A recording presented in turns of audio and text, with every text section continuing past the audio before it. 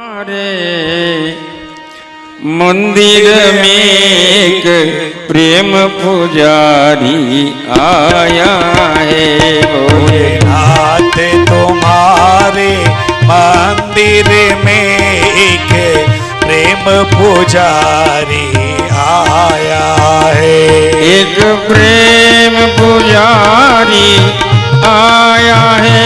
एक प्रेम पुजारी आया है। एक प्रेम पुजारी आया है। एक प्रेम पुजारी आया है। हे भोलेनाथ तुम्हारे मंदिर में एक प्रेम पुजारी आया है। भोलेनाथ तुम्हारे मंदिर में एक प्रेम पुजारी आया है।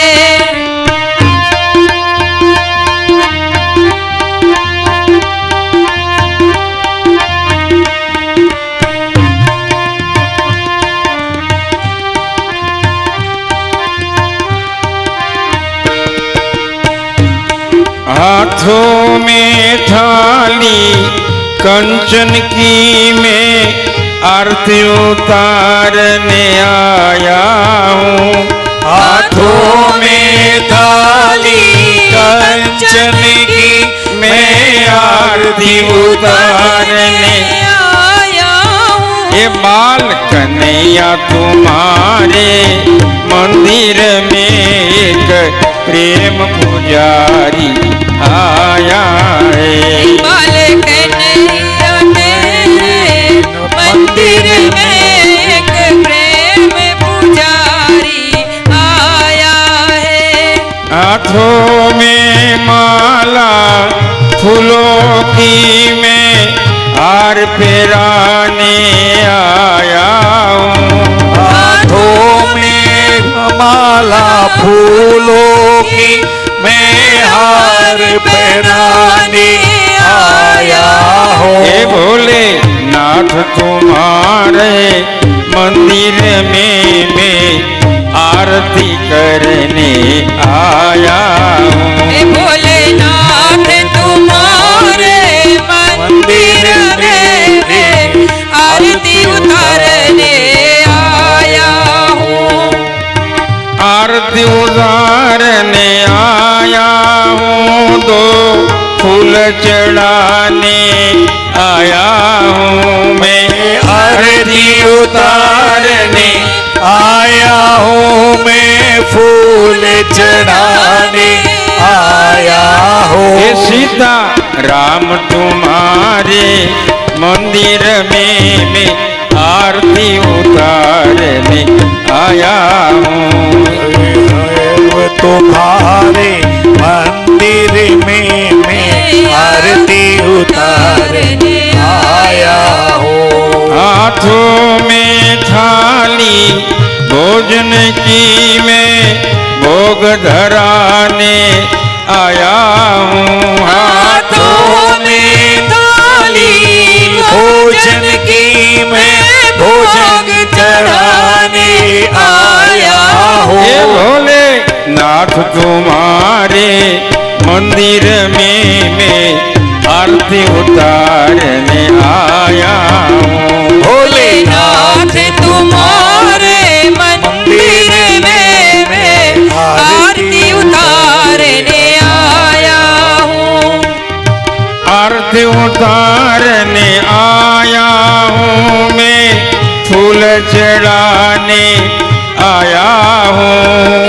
आरती उतारने आया हूँ मैं फूल चढ़ाने आया हूँ। ये बाल कन्हैया तुम्हारे मंदिर में मैं आरती उतारने आया हूँ। हे बाल कन्हैया तुम्हारे मंदिर में मैं आरती उतारने आया हूँ। हाथों में लोटा यमुना जल का मैं आचमन कराने आया हूँ। हाथों में जमुना जल का मैं आचमन कराने आया हूँ। ए भोले नाथ तुम्हारे मंदिर में मैं आरती उतारने आया हूँ। हे भोलेनाथ तुम्हारे मंदिर में मैं आरती उतारने आया हूँ। आरती उतारने आया हूँ मैं, फूल चढ़ाने आया हूँ। मैं आरती उतारने आया हूँ, मैं फूल चढ़ाने आया हूँ। ए भोले नाथ तुम्हारे मंदिर में मैं आरती उतारने आया हूँ। हे भोलेनाथ तुम्हारे मंदिर में मैं आरती उतारने आया हूँ। कपूर गौरम करुणावतारम संसार सारम भुजनेन्द्रहारम सदा शांतम हृदयारविंदे भवं भवानी सहितं नमामि। मंगलम भगवान विष्णु मंगलम मंगलम पुंडलीकाक्ष मंगलाय सर्व मंगल मंगले शिवे सर्वसाधिके शरण्ये त्र्यंबके गौरी नारायणी नमोस्तुते नारायणी नमोस्तुते नारायणी नमोस्तुते। बोलिए पशुपतिनाथ महादेव की जय।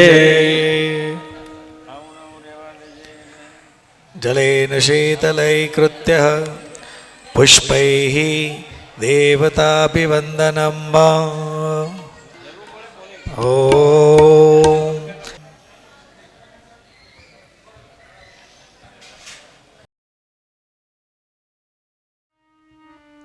शिव महापुराण कथा पवित्र एवा કાઠમંડુમાં સ્થિત એવા પશુપતિનાથના ખોળે બેસી આપણે શિવ તત્વને જાણવાનો પ્રયત્ન કરી રહેલા છીએ કે જે જગત બીજ છે, જગત પિતા છે, આદિદેવ છે. સવારના સેશનની અંદર આપણે મહાત્મ્યની અંદર જોયું કે શૌનકાદી ઋષિ મુનિઓએ સુતજીને પૂછ્યું છે કે અમારી ભક્તિ શિવની અંદર દ્રઢ થાય માટે અમને કોઈ એવા ઇતિહાસની કથા કહો કે જેથી અમારી ભક્તિ વધે. સવારે આપણે ચુંચુલાનું ચરિત્ર જોયું, બિંદુકનું ચરિત્ર જોયું અને મેં કહ્યું કે જે ઘરની અંદર સ્ત્રી સંસ્કારી હોય ને એનો પતિ ગમે તેવો આડો થયો હોય તો એને પણ સાચા ટ્રેક ઉપર લાવવાનું કાર્ય એ સ્ત્રી કરી શકે છે. કારણ એ સ્ત્રી એ શક્તિ છે. આપણને ખ્યાલ નથી પણ એ એક સાથે કેટલા બધા કામ કરી શકે છે. આપણે નવદુર્ગાનું જે સ્વરૂપ છે એ જોયું છે. આપણે નવરાત્રિની અંદર એની આરાધના કરીએ છીએ તો માતાના હાથની અંદર કેટલા આયુધો છે, અસ્ત્ર શસ્ત્ર છે, એક સાથે કેટલું બધું કામ કરે છે. તો ઘરની અંદર રહેલી સ્ત્રી, ઘરની અંદર રહેલી માતા છે, દાદી છે, પત્ની છે, દીકરી છે, એ પણ એટલા જ કામ કરે છે. એનું સમય સમય સ્વરૂપ બદલાતું રહે છે પણ છે તો શક્તિ સ્વરૂપા. ચુંચુલાની વિચાર આવે કે મારો પતિ શું કરતો હશે. મહાદેવ મા પાર્વતી પાસેથી માર્ગ મેળવ્યો છે. શિવ મહાપુરાણની કથા કરવાની ઈચ્છા થઈ છે.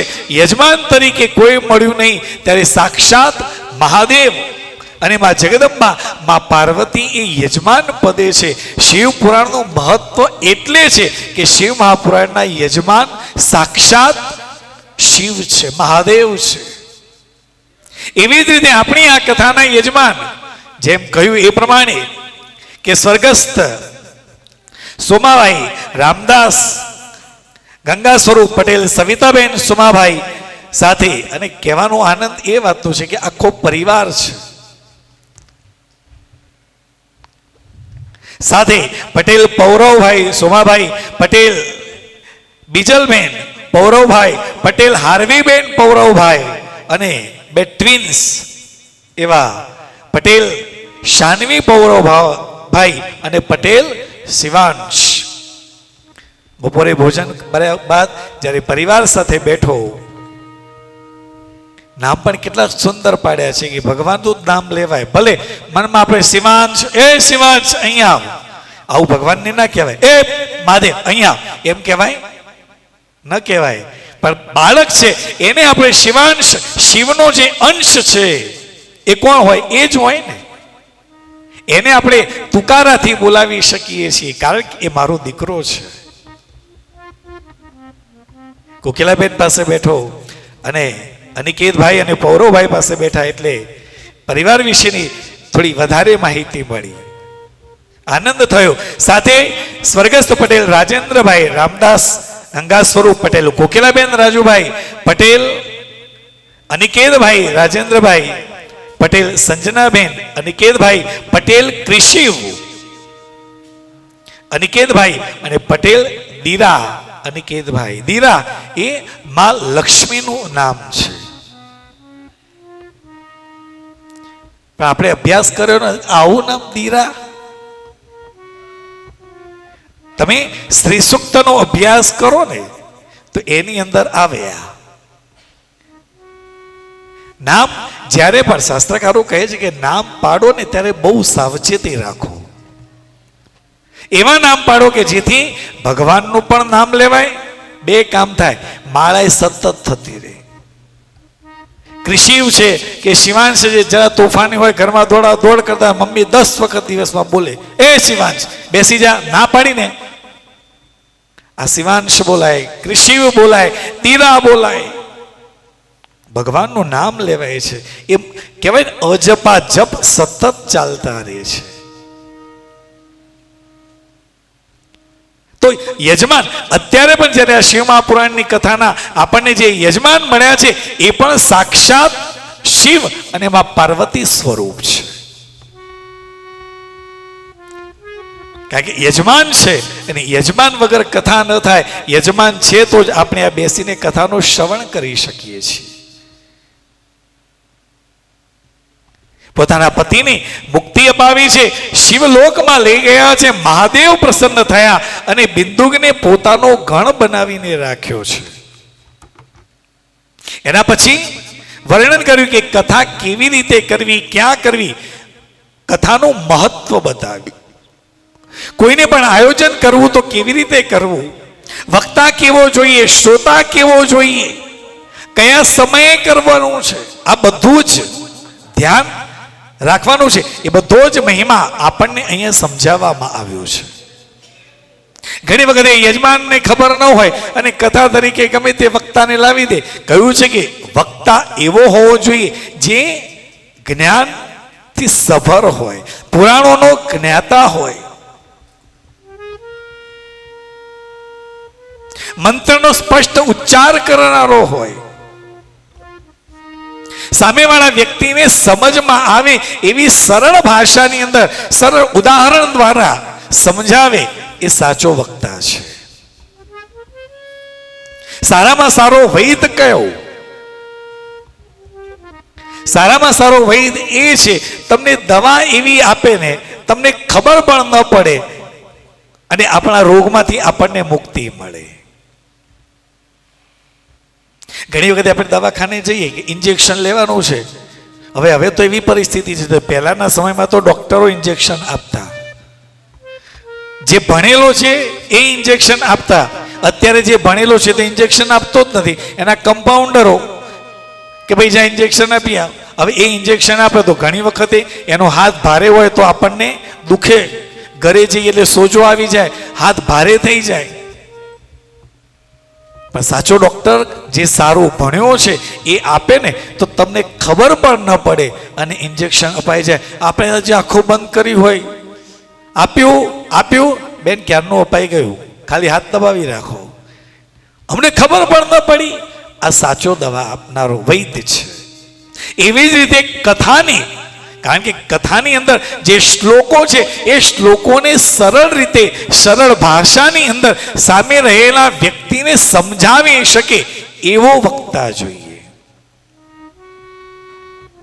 આપણે શીરો ખાઈએ, આ બીજું બધું ખાવાનું હોય તો આપણે ચાવવું પડે, પણ આજે ગઈકાલે હતો ને ફાડા લાપસી, કાલે હતી ને, એ જે સરસ બનાવી હોય ને આમ ચમચી લઈને મોઢામાં લસરક દઈને ઉતરી જાય, ચાવવાની જરૂર નહીં.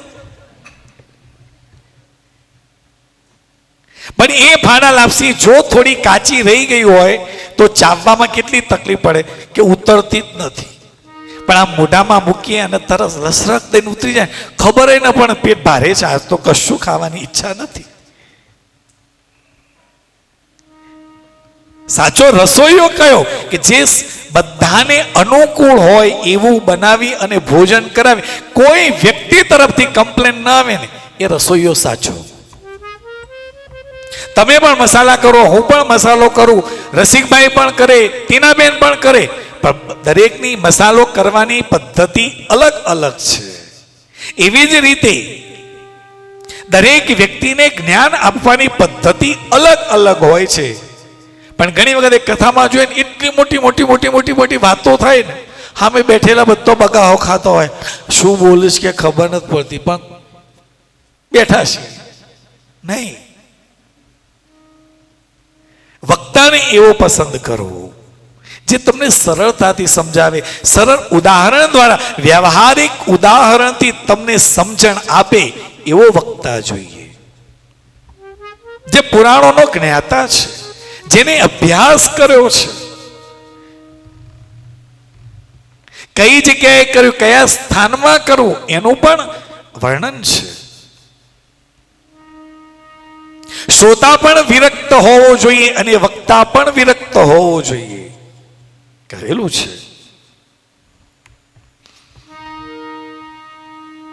કઈ લેવાની ઈચ્છા નથી, પણ બસ જે કંઈ પણ આપીએ એ સારું આપીએ. સામે બેઠેલો શ્રોતા પણ એવી રીતે બેઠો છે, જે કંઈ પણ આપણને સાંભળવા મળે એને સારી રીતે સાંભળીએ, જેથી મારા જ્ઞાનની અંદર વધારો થાય. પણ ઘણી વખત એવું જોઈએ કે કથાની અંદર લોકો, વક્તા જે શ્રોતા છે ને, એ પોતાની ફૂટપટ્ટી લઈને આવે છે. અમે તો ઘણી બધી કથા સાંભળી, જોઈએ જ ખરા આ મહારાજ કેવું બોલે છે. હવે એ ઘેરથી જ ફૂટપટ્ટી લઈને આવેલો છે, ઠીક છે, અમને કંઈ ગમ્યું નહીં, એટલે તું માપવા વાળો કોણ છે? ફૂટપટ્ટી લઈને જશો તો કદાચ તમને સારું પણ લાગે, ન પણ લાગે, તો તમને લાગે ઇટ્સ જસ્ટ ટાઈમ પાસ. પણ કોઈ એવો વ્યક્તિ આવ્યો છે કે નહીં, પ્રભુ શું તારી કૃપા થઈ છે કે કાઠમંડુ જેવા પવિત્ર સ્થાનની અંદર પશુપતિનાથના ખોળે બેસીને તારા ગુણગાન સાંભળવા મને મળે છે ને, મારા અહોભાગ્ય છે. મારા કેટલા પુણ્ય જાગૃત થયા છે કે હું અહીંયા બેસીને કથાનું શ્રવણ કરું, બસ મારે સાંભળવું છે. અને એને જેમ મળે છે ને, પેલા ફૂટપટ્ટી વાળાને નથી મળતું એટલું પેલો લઈને જતો રહે છે.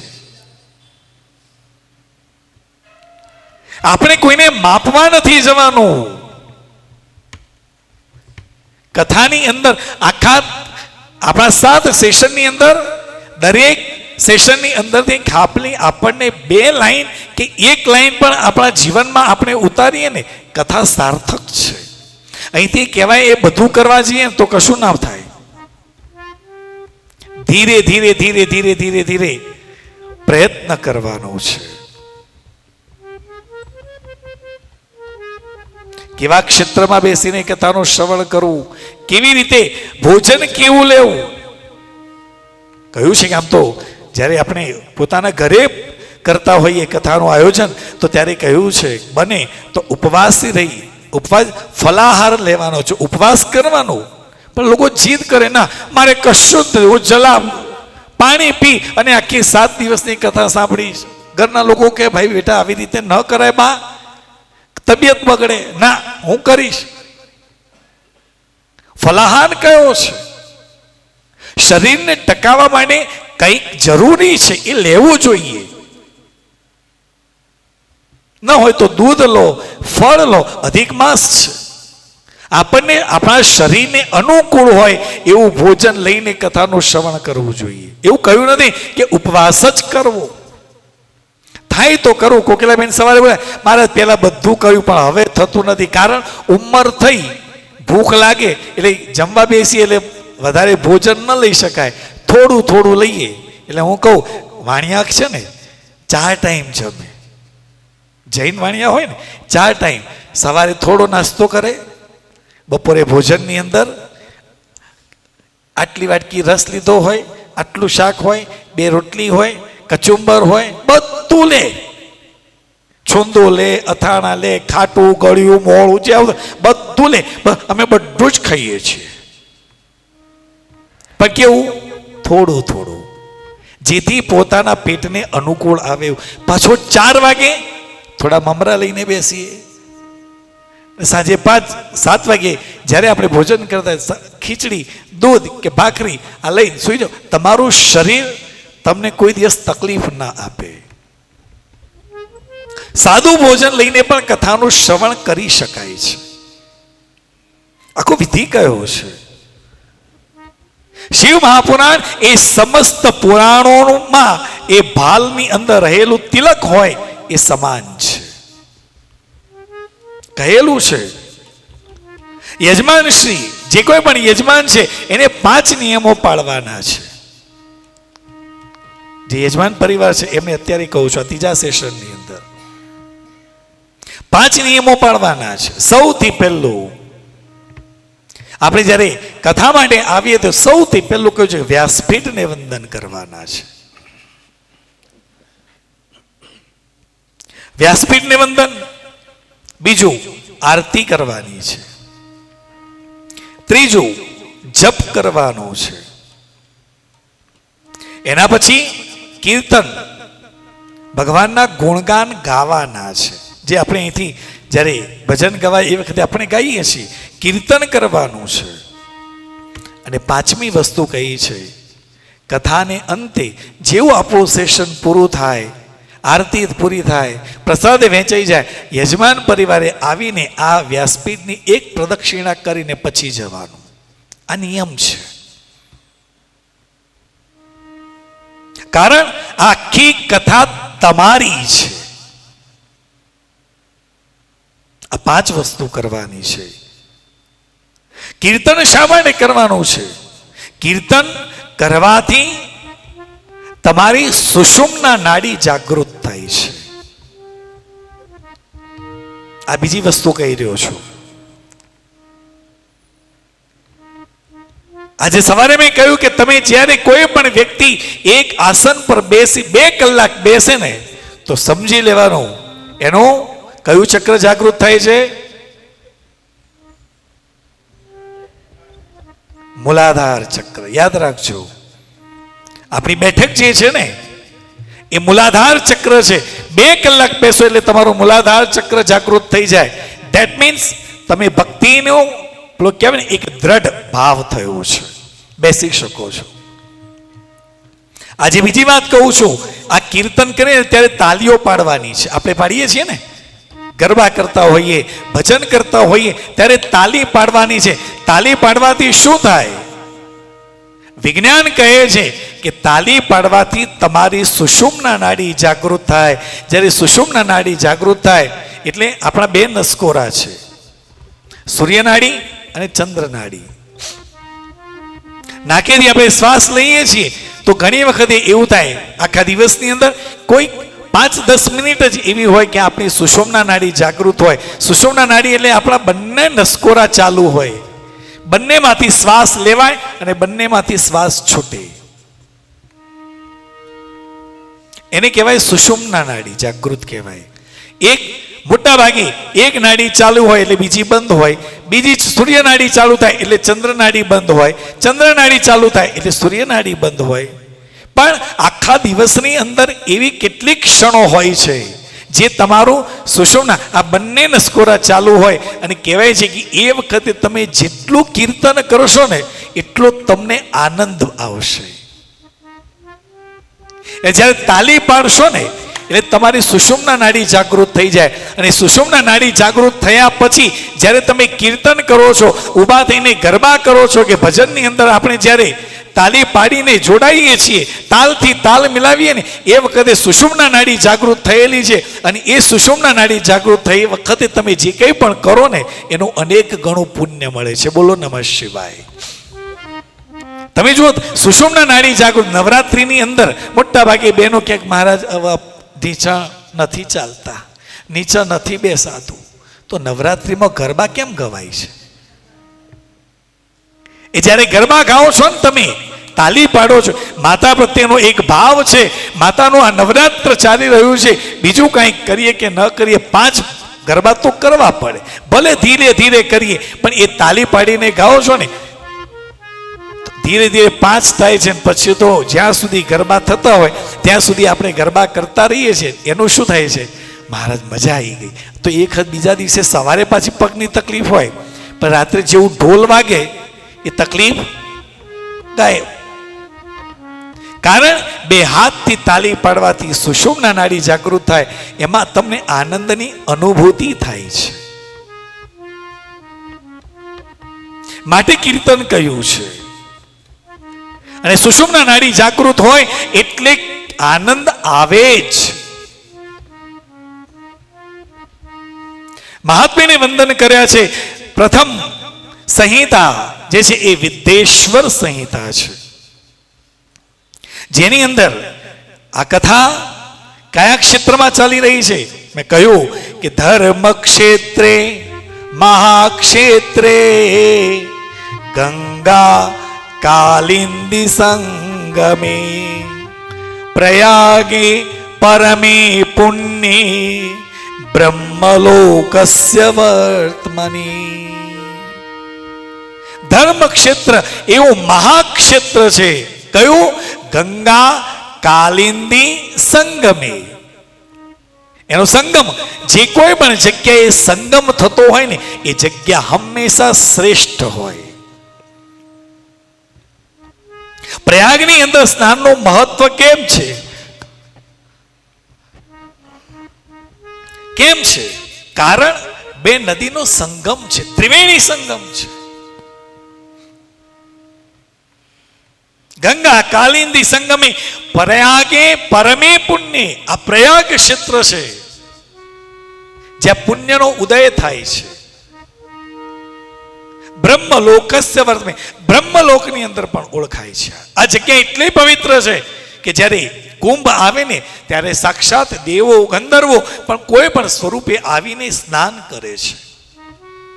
આ પવિત્ર ક્ષેત્રની અંદર શિવ મહાપુરાણની કથા સુતજી શૌનકાદી ઋષિ મુનિઓને સંભળાવી રહેલા છે. આ સુતજી જ્યારે આવ્યા ત્યારે શૌનકાદી ઋષિ મુનિઓએ એમનું સ્વાગત કર્યું છે. હે સર્વજ્ઞ વિદ્વાન એવા રોમહર્ષણજી, આપ બહુ મોટા ભાગ્યશાળી છો. કારણ આપે વ્યાસજીના મુખેથી કથાનું શ્રવણ કર્યું છે અને આપ અમને એક કથા કહી રહેલા છો. અમારે શિવ તત્વની પ્રાપ્તિ કરવી છે, આપ અમને કથા કહી રહેલા છો. અમને અતિશય આનંદ થઈ રહ્યો છે.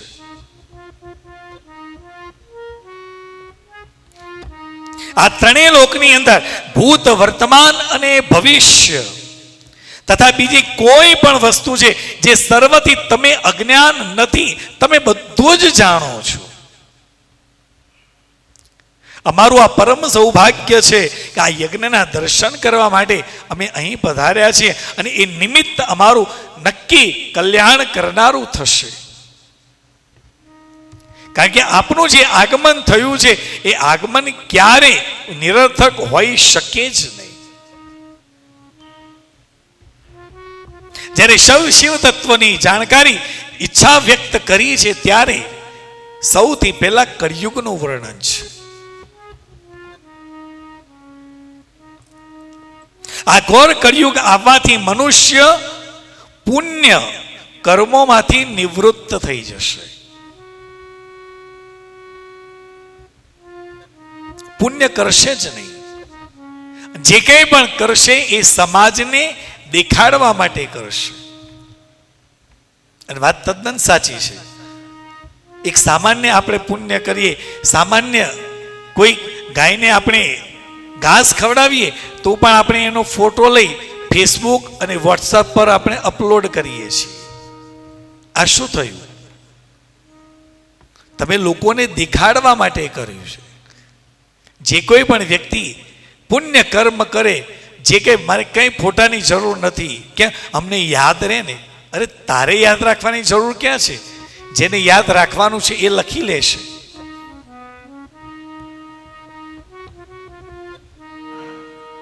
પુણ્ય કર્મમાંથી નિવૃત્ત થઈ જશે.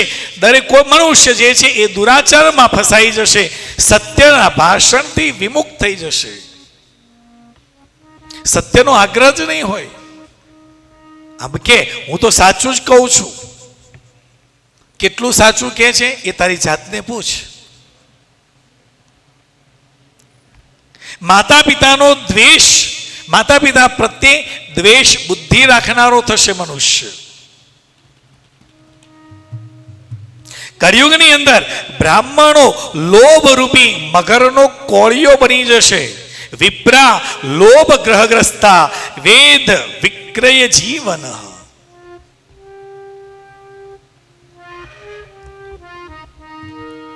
વિદ્યા ભણશે ખરો બ્રાહ્મણ, પણ એ વિદ્યા અભ્યાસ કર્યા બાદ એ વિદ્યાનો ઉપયોગ ધનના ઉપાર્જન માટે જ કરશે, કોઈના જીવનનો ઉદ્ધાર કરવા માટે નહીં કરે. હું કરી આપું, મને કેટલા આપશો? કળિયુગનું લક્ષણ છે. સંધ્યા કરનારો નહીં રહે. સમસ્ત ક્ષત્રિયો પણ સ્વધર્મનો ત્યાગ કરશે. વૈશ્ય સંસ્કાર ભ્રષ્ટ સ્વધર્મ ત્યાગી કુમારગી માત્ર ધનોપાર્જન જ મનની અંદર એક જ વિચાર છે, બસ હું ભેગું કરી લઉં, ભેગું કરી લઉં, ભેગું કરી લઉં. આ જ વૃત્તિ કળિયુગના માણસની રહેશે. કળિયુગની અંદર સ્ત્રીઓ ઘણું કરીને સદાચારથી ભ્રષ્ટ થશે અને વારંવાર પતિનું અપમાન કરનારી થશે. કળિયુગનું લક્ષણ છે. સાસુ સસરાનો દ્રોહ કરનારી થશે. એને કોઈનો ભય નહીં. પહેલા તો એક ડર હતો કે આપણાથી આ કાર્ય થાય કે ન થાય, ન કરાય. અત્યારે એવો ભય કોઈને રહ્યો જ નથી. તમારે જે કરવું હોય કરો, મેં તો કરી દીધું. આ તમારું જે થવું હોય થાય, પહેલા મારું કરો. ઘરની અંદર વડીલ હોય તો વડીલની સામે બોલાય નહીં. આજે એ મર્યાદા પણ તૂટી ગઈ છે. કળિયુગનું લક્ષણ છે. ત્યારે શૌનકાદી ઋષિ મુનિઓએ કહ્યું છે કે જેમને સ્વધર્મનો ત્યાગ કર્યો છે આવા લોકોને આલોક અને પરલોકમાં ઉત્તમ ગતિ કેવી રીતે પ્રાપ્ત થશે? આ ચિંતાથી અમારા મન સદા ઉદ્વિગ્ન રહે છે, ચિંતામાં રહે છે. આ શૌનકાદી ઋષિ મુનિઓએ જુઓ, એમને સમાજની ચિંતા છે, એમને કાંઈ નથી જોઈતું.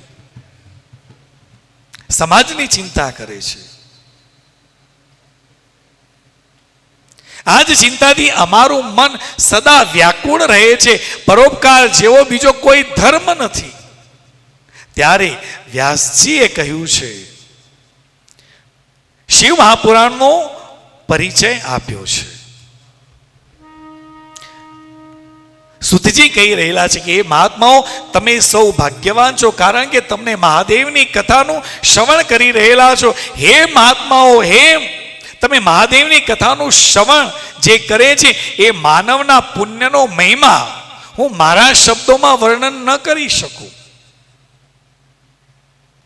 શિવ મહાપુરાણની અંદર વ્યાસજીએ કહ્યું છે કે કોઈ પણ માનવી કોઈ પણ જાતિનો હોય, જ્ઞાતિનો હોય, કોઈ પણ વર્ણનો હોય, કોઈ પણ દેશનો હોય, જે કોઈ પણ માનવ ભગવાન મહાદેવની કથા સાંભળે છે એ માનવ માત્રનું દર્શન કરવાથી એને આ જગતના સર્વ તીર્થોની જે તીર્થો છે એની યાત્રા કરવાનું પુણ્ય એને મળે છે. જે વ્યક્તિએ શિવ મહાપુરાણની કથાનું શ્રવણ કર્યું, ખાલી એ વ્યક્તિનું દર્શન કરવાથી આ પૃથ્વી ઉપર રહેલા જેટલા તીર્થ છે એ બધા જ તીર્થોની યાત્રા કરવાનું ફળ ખાલી દર્શન કરવાથી મળે છે.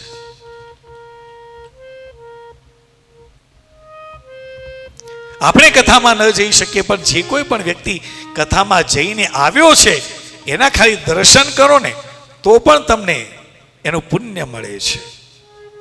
ભગવાન વ્યાસજી કથા શ્રવણ કરનારનો મહિમા કહેતા કહે છે, જે કોઈ પણ વ્યક્તિ શિવ મહાપુરાણની કથાનું ગાન કરે કે શ્રવણ કરે એને જે પુણ્યનું ફળ પ્રાપ્ત થાય છે એનો મહિમા વર્ણન કરતા કહ્યું છે, અસ્ય શિવ પુરાણસ્ય કીર્તન શ્રવણ દ્વિજા ફલ વક્તુમ ન શક્નોમી કાસ્નેય મુનિ સત્તમા. એને કયું ફળ મળે એ હું એનું વર્ણન ન કરી શકું, કારણ એ ફળ આપનાર ભોળિયોનાથ છે, મહાદેવ છે. ખૂબ સુંદર વર્ણન છે, એ વર્ણન કર્યું છે. એના પછી આ શિવ મહાપુરાણની કથા જે છે એ ભક્તિ, જ્ઞાન અને વૈરાગ્ય આ ત્રણેયનું પ્રીતિપૂર્વક ગાન કરવાનું કહ્યું છે. જે વ્યક્તિ શિવની ભક્તિ બહુ કરે ને પાછલા સમયની અંદર પછી એને સંસારમાંથી ધીરે ધીરે વૈરાગ્ય જાગૃત થાય. એને એમ થાય બસ હવે ખૂબ થયું, હવે તમે તમારું કરો, મને મારું કરવા દો. સવારે કોકિલાબેન સાથે વાત થતી હતી એ વખતે થયું કે બલોલના જય પ્રભુ સંપત્તિ ખૂબ આવી, પણ પછી એની પણ એક લિમિટ છે. તૃપ્તિ તો સંતોષ તો થવો જોઈએ ને. સંપત્તિનો કોઈને સંતોષ થતો જ નથી. બહુ ઓછા એવા લોકો હોય છે કે બસ હવે ખૂબ થયું, હવે જે છે ને એ સારા કાર્યની અંદર વાપરવું છે. જે કોઈ પણ લોકો આવે એમને મારે ત્યાં રાખવા છે. જે પ્રભુથી બધા ઓળખે, હું મળ્યો નથી પણ બલોલના જે વ્યક્તિઓ મળે એ કે અમારે જે પ્રભુ બહુ સરસ છે, હું મળ્યો નથી, ઈચ્છા તો બહુ છે. તૃપ્ત થયો છે, વૈરાગ્ય આવી ગયો. સંપત્તિનો પણ વૈરાગ્ય આવે સાહેબ. સંપત્તિ તો જેટલી આવે ને એટલી મીઠી લાગે, હજુ જોઈએ હજુ જોઈએ, પણ એક સ્થિતિ એવી આવે છૂટી જાય. કારણ કે એ વ્યક્તિને ખબર પડે સંપત્તિ જીવનની અંદર જરૂરી છે. કેટલી જરૂર પૂરતી, એનાથી વધારે આવે ને એ દુઃખદાયી છે, દુઃખ આપે છે. પૈસો કેવા ખેલ કરાવે, માનવતા વિસરાવે રે.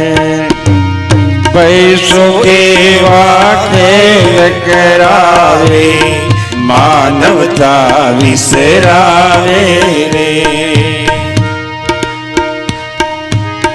બાઈ ભાઈના સંબંધમાં,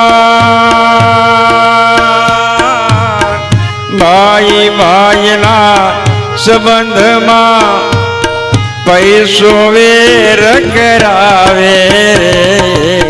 પૈસો કેવા ખેલ કરાવે, માનવતા વિસરાવે રે.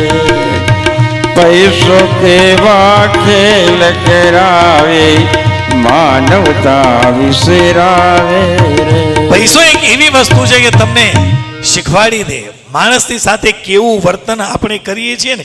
એ સંપત્તિ આવે ને એટલે ખબર પડી જાય કે સાચું એનું સ્વરૂપ જે છે એ ક્યારે ખ્યાલ આવે છે, જ્યારે એની પાસે સંપત્તિ આવે ને ત્યારે એની સાચી ઓળખ ખ્યાલ આવે છે.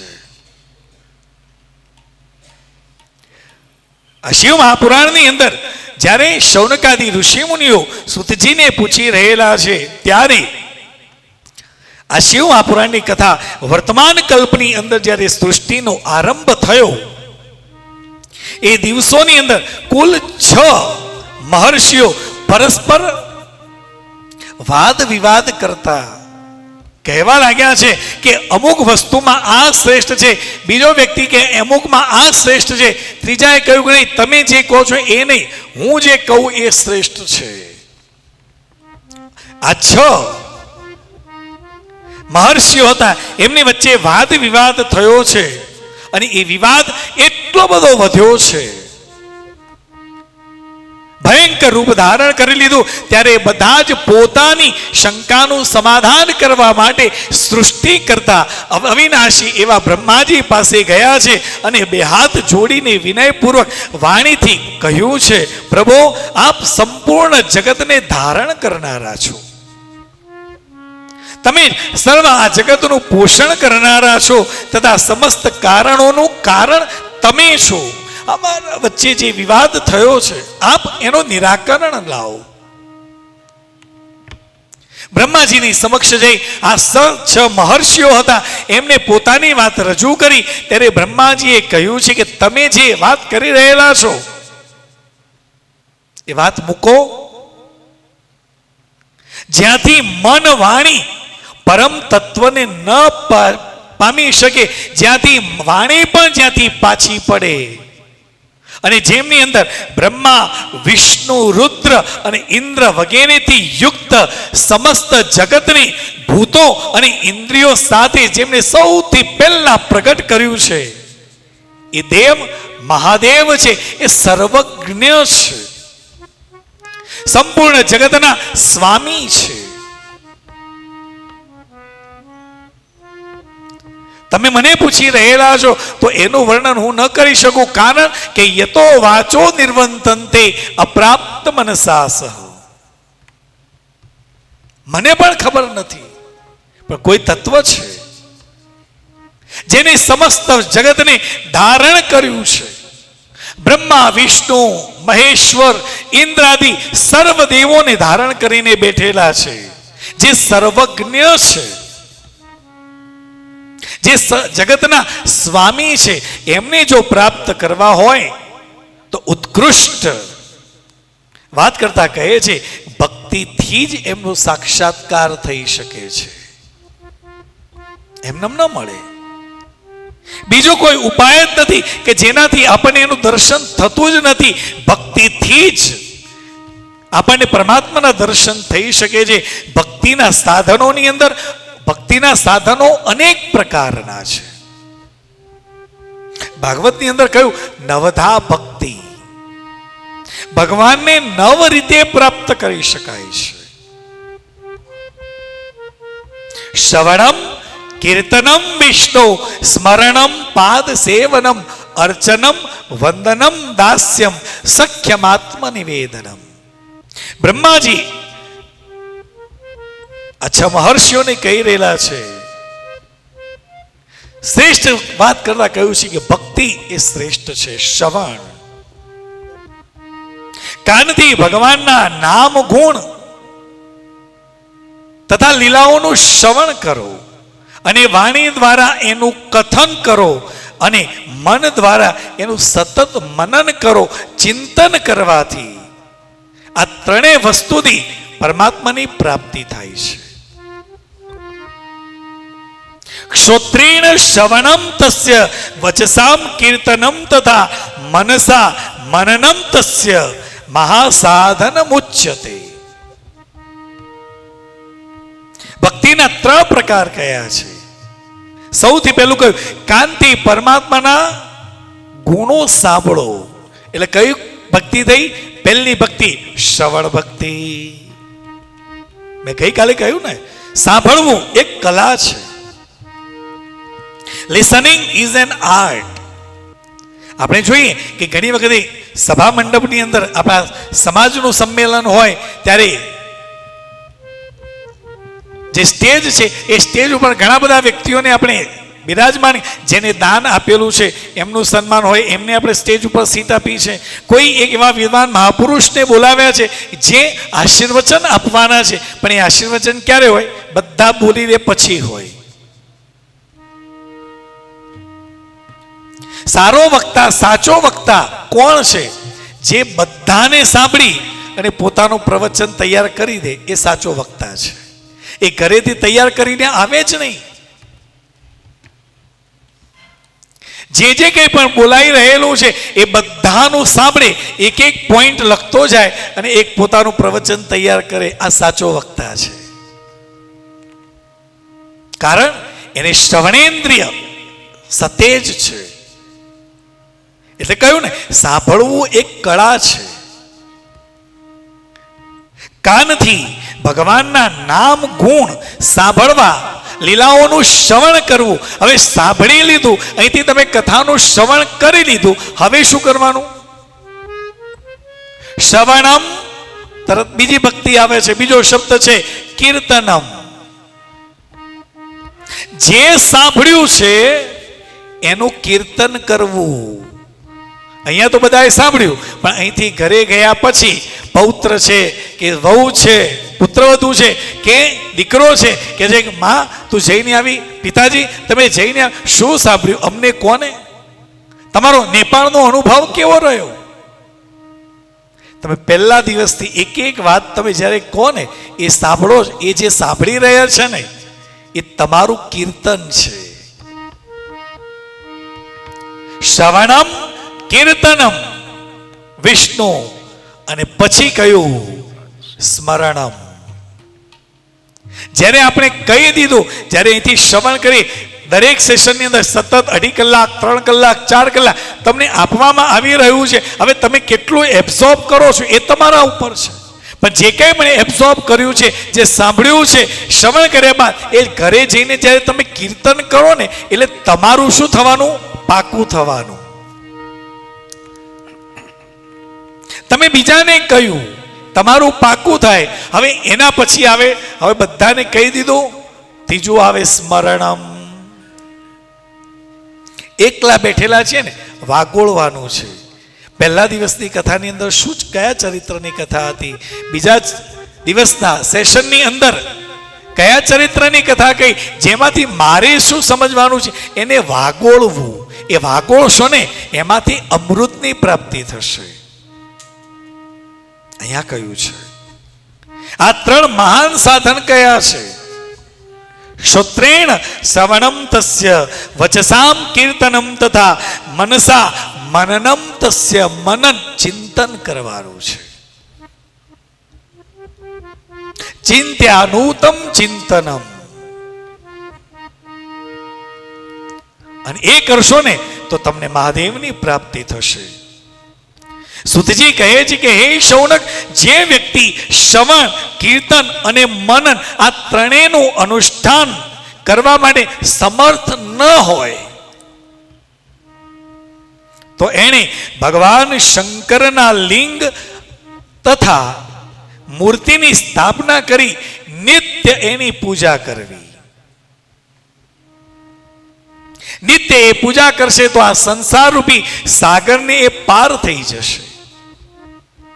જે શ્રવણ કરી શકતો નથી, કીર્તન કરી શકતો નથી, મનન કરી શકતો નથી, એના માટે સરળ કહ્યું, કંઈ નહીં, પરમાત્માનું જે સ્વરૂપ છે, શંકરનું લિંગ નિરાકાર સ્વરૂપ શિવલિંગની પૂજા કરે કે પરમાત્મા મહાદેવના ફોટાને રાખી બસ એની પૂજા કરે ને તો પણ એ આ સંસાર રૂપી મહાસાગરને પાર કરી જશે. બોલો નમઃ શિવાય. વચસા તથા છલ કર્યા સિવાય પોતાની શક્તિ જે છે એ શક્તિ અનુસાર ધન રાશિ લઈને જાય અને શિવલિંગ તથા શિવ મૂર્તિથી એની પૂજા કરે, એની સેવા અર્પિત કરે. કોઈ પણ તીર્થ ક્ષેત્રમાં ગયેલા હોઈએ ત્યારે આપણે કઈ મંદિરમાં જઈએ, મંદિરમાં અભિષેક કરવો છે, ભાઈ કેટલા 1000 રૂપિયા? એટલા નથી, મારી પાસે 200 રૂપિયા છે, હું 200 રૂપિયા આપીશ, જલા દુગ્ધાભિષેક કે પંચામૃતનો અભિષેક કરી દો ને. એ વિદ્વાન બ્રાહ્મણ તમારો ભાવ જોઈ અને કહેશે કે લાવો બેન કઈ વાંધો નહીં, હું કરી આપું છું, અને એક કરી આપ. યથાશક્તિ યથામતિ પ્રમાણે એ અભિષેક કરે, એનું ફળ તમને ચોક્કસ મળે છે. એ વખતે જ્યારે કહ્યું કે લિંગ સ્વરૂપમાં કે સાકાર સ્વરૂપની અંદર તમે એની પૂજા કરી શકો છો, ત્યારે ઋષિઓએ તરત પૂછ્યું છે. મૂર્તિમાં જ સર્વત્ર દેવતાઓની પૂજા થાય છે. બાપજી અમે તો એવું સાંભળેલું છે ને એ જોયું છે, બધા જ દેવોની પૂજા શેમાં થાય છે? મૂર્તિની અંદર થાય છે. લિંગમાં કોઈ દેવની પૂજા થતી નથી, પરંતુ ભગવાન શિવની પૂજા બધી જ જગ્યાએ મૂર્તિ સ્વરૂપે અને લિંગ સ્વરૂપે બંનેમાં થાય છે. કેમ એમ થાય છે? અમને જણાવો. જ્યારે શૌનકાદી ઋષિમુનિએ આવો પ્રશ્ન કર્યો, જો તમે કથાનો શ્રવણ કરો ને તો તમને ખબર પડશે કે શ્રોતા કેવો હોવો જોઈએ. ઘણી વખત એવું થતું હોય કે અહીંથી કથા કહેવાતી હોય, સામે બેઠેલા બધા સાંભળે જ રાખીએ છીએ. ઘણી વખત આપણા મનની અંદર પ્રશ્ન થાય તો આપણને એમ થાય કે લાવીને પૂછીએ, પણ જ્યારે પૂછવાની વાત આવે ત્યારે લોકો કે ના પૂછાય, આપણને ઉતારી પાડશે, ન પૂછાય, ન કરાય. હું કહું છું, જ્યારે પણ મનની અંદર આવો પ્રશ્ન ઉદ્ભવે ને તો હા, ચાલુ કથામાં ન પૂછીએ, પણ આપણે એક કાગળની અંદર લખી વ્યાસપીઠ ઉપર તો મૂકી શકીએ ને. અને અહીં ન મૂકી શકીએ, એ કથા પૂરી થયા પછી આપણે મહારાજશ્રીને મળી આપણે મનની શંકા જે છે એનું સમાધાન તો કરી શકીએ ને. અહીંયા સુતજી જ્યારે આ વાત કરી કે મન શ્રવણ, મનન અને ચિંતન દ્વારા મહાદેવને પ્રાપ્ત કરી શકાય છે, મહાદેવ અને એ પણ ન કરી શકો તો લિંગ સ્વરૂપમાં કે સાકાર સ્વરૂપમાં તમે ખાલી એની પૂજા કરો, તમે મહાસાગર, સંસારરૂપી મહાસાગરને આપ તરી જશો. તો તરત શૌનકાદી ઋષિમુનિએ પ્રશ્ન કર્યો છે કે બાપજી, તમે કહ્યું કે મૂર્તિમાં સર્વત્ર બધા જ દેવોની પૂજા થાય છે, લિંગમાં કોઈની પૂજા થતી નથી, પરંતુ મહાદેવ શિવની પૂજા બધી જગ્યાએ મૂર્તિમાં પણ અને લિંગ સ્વરૂપે પણ થાય છે, એમ કેમ? જ્યાં આ પ્રશ્ન કર્યો તરત સુતજીએ કહ્યું છે કે હે મુનીશ્વરો, તમારો પ્રશ્ન ખૂબ પવિત્ર છે, અત્યંત અદ્ભુત છે, પણ અત્ર વક્તા મહાદેવો નાન્યોસ્મી પુરુષા કચિત. તમે મને પ્રશ્ન કર્યો ને, આ પ્રશ્નનો જવાબ હું ન આપી શકું, કારણ આનો જવાબ તો મહાદેવ આપી શકે, કારણ કે તો આદિદેવ છે. આ પૃથ્વીમાં કશું જ નહોતું, બ્રહ્માંડમાં કશું જ નહોતું, એ વખતે એ પ્રગટ થયા છે. હવે એ કેવી રીતે પ્રગટ થયા, શું છે એ મને ખબર નથી, માટે સુતજીએ પોતે સમર્પણ ભાવથી કહ્યું છે કે એની એ કથા હું ન કહી શકું. અત્ર વક્તા મહાદેવો, આ કથાના વક્તા સાક્ષાત શિવ છે, મહાદેવ છે, એ કહેશે. પણ ભગવાન શિવે જે કંઈ પણ કહ્યું છે અને મેં ગુરુ પાસેથી જે કંઈ પણ સાંભળ્યું છે એ રીતે હું ક્રમશઃ તમારી સમક્ષ વર્ણન કરીશ. આ હું જે કંઈ પણ કહી રહ્યો છું એ હું નથી કહી રહ્યો. શિવજી પાસેથી મારા ગુરુ વ્યાસજીને જ્ઞાન મળ્યું છે અને વ્યાસજી પાસેથી મને મળ્યું છે, અને વ્યાસજીએ મને જે કહ્યું એ હું તમારી આગળ વર્ણન કરું છું, હું ન કહી શકું. ભગવાન શિવ એ બ્રહ્મરૂપ હોવાને કારણે એ નિરાકાર છે, નિષ્કલ સ્વરૂપ છે. રૂપવાન હોવાને કારણે એમને સકલ પણ કહ્યા છે. એટલે ભગવાન શિવ સકલ અને નિષ્કલ બંને છે. શિવ નિષ્કલ નિરાકાર હોવાને કારણે એમની પૂજા આધારભૂત એવા શિવલિંગ એ શિવનું નિરાકાર સ્વરૂપનું પ્રતીક છે. બ્રહ્માંડનું પણ સ્વરૂપ કેવું છે? નિરાકાર છે, એનો કોઈ આકાર નથી. આ પૃથ્વીમાં જે આ બ્રહ્માંડની અંદર જે નવગ્રહો છે જે ફરી રહેલા છે એને પણ તમે ધ્યાનથી જુઓ તો ખબર પડે એ પણ અંડાકાર છે. બ્રહ્માંડ અંડ, ઈંડા જેવો આકાર છે.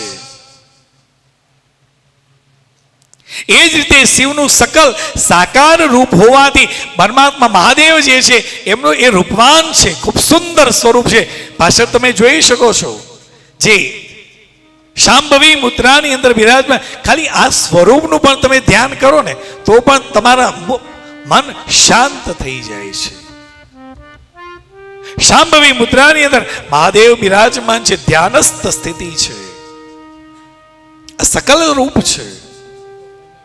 સાકાર વિગ્રહ એમનું સાકાર સ્વરૂપનું પ્રતીક છે.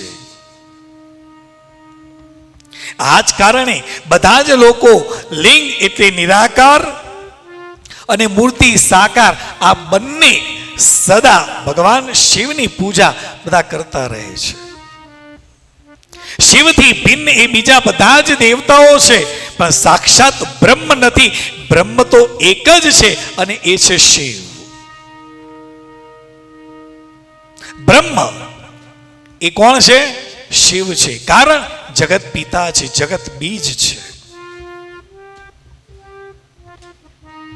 માટે ક્યાંય દેવો જે છે એમનું નિરાકાર સ્વરૂપે એમની પૂજા થતી નથી. ખાલી શિવની જ પૂજા લિંગમાં થાય છે, કારણ કે એ બ્રહ્મરૂપ છે. પૂર્વકાળની અંદર બુદ્ધિમાન બ્રહ્મપુત્ર સનત કુમાર મુનિએ મંદરાચલ પર નંદિકેશ્વરને આવો પ્રશ્ન કર્યો હતો કે શિવની પૂજા વેદ એટલે લિંગની અંદર પણ થાય છે અને સ્કલની અંદર પણ થાય છે. કેવી રીતે અમારે એ વેર ભાવ કે એ લિંગ સ્વરૂપે મહાદેવનું પ્રાગટ્ય કેવી રીતે થયું અમારે એ સાંભળવું છે. ત્યારે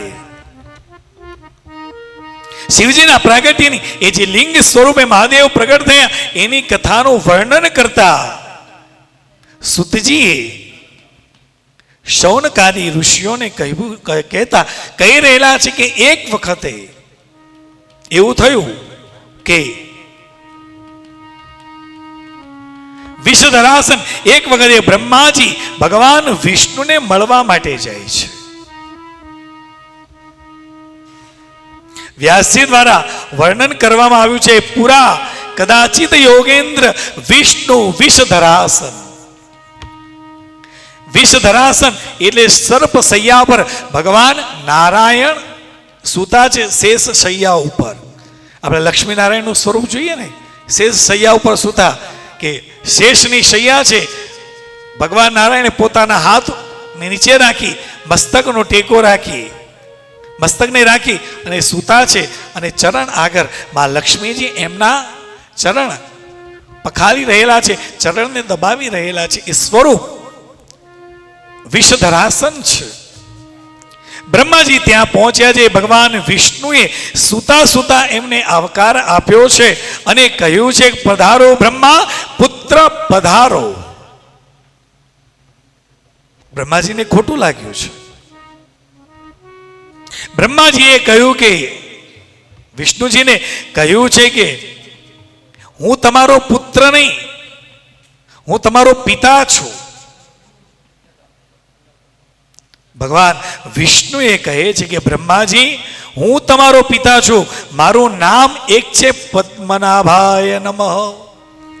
વિષ્ણુ સહસ્ત્રનો પાઠ કરો ને તો એમાં આવે છે ભગવાન વિષ્ણુનું એક નામ છે પદ્મનાભાય નમઃ. મારું એક નામ છે, તેથી હું તમારો પિતા છું, મારું નામ છે. કારણ મારી નાભીમાંથી એક કમળ પ્રગટ થયું અને કમળ ઉપર તમે પ્રગટ થયા છો, માટે હું તમારો પિતા છું, તમે મારા પિતા નથી. આ બ્રહ્માજી અને ભગવાન વિષ્ણુ વચ્ચે સંઘર્ષ થયો છે. કહું કથા કહેતો એટલે હું કહું જેવું અહીંયા થાય છે ને એવું ઉપરે થાય છે. ચિંતા નહીં કરવાની, આ બધું ઉપરથી જ આવ્યું છે. ત્યાં એવું છે કે હું મોટો, પેલો કે છે હું મોટો. બ્રહ્માજી કહે છે કે ના, ખોટી વાત છે, મારા દ્વારા આ જગતની ઉત્પત્તિ થઈ છે, સૃષ્ટિનું સર્જન મેં કર્યું છે, હું પ્રધાન દેવ છું, હું મહાન છું. બ્રહ્મા કહે હું મહાન છું, વિષ્ણુ કહે કે હું મહાન છું. હવે જો બધા જ લોકો એમ કહે કે અમે મહાન છીએ તો પછી એ દેશની કે એ ઘરની હાલત કેવી થાય સાહેબ? ઘરમાં કંકાસ જ હોય. ભગવાન શંકરે ઝેર પીધું તો ઘણાય એનો પ્રસાદ લીધો. મહાદેવે શંકર પીધું, મહાદેવ શંકરે ઝેર પીધું. હવે શંકરે ઝેર પીધું આ સાંભળીને કોઈક શંકરલાલ નાઇટ્રિક એસિડ પીવે તો શું થાય? મરે. એને જે કર્યું એ આપણાથી ન થાય. આ બંને વચ્ચે સંઘર્ષ થયો છે અને એ સંઘર્ષના લીધે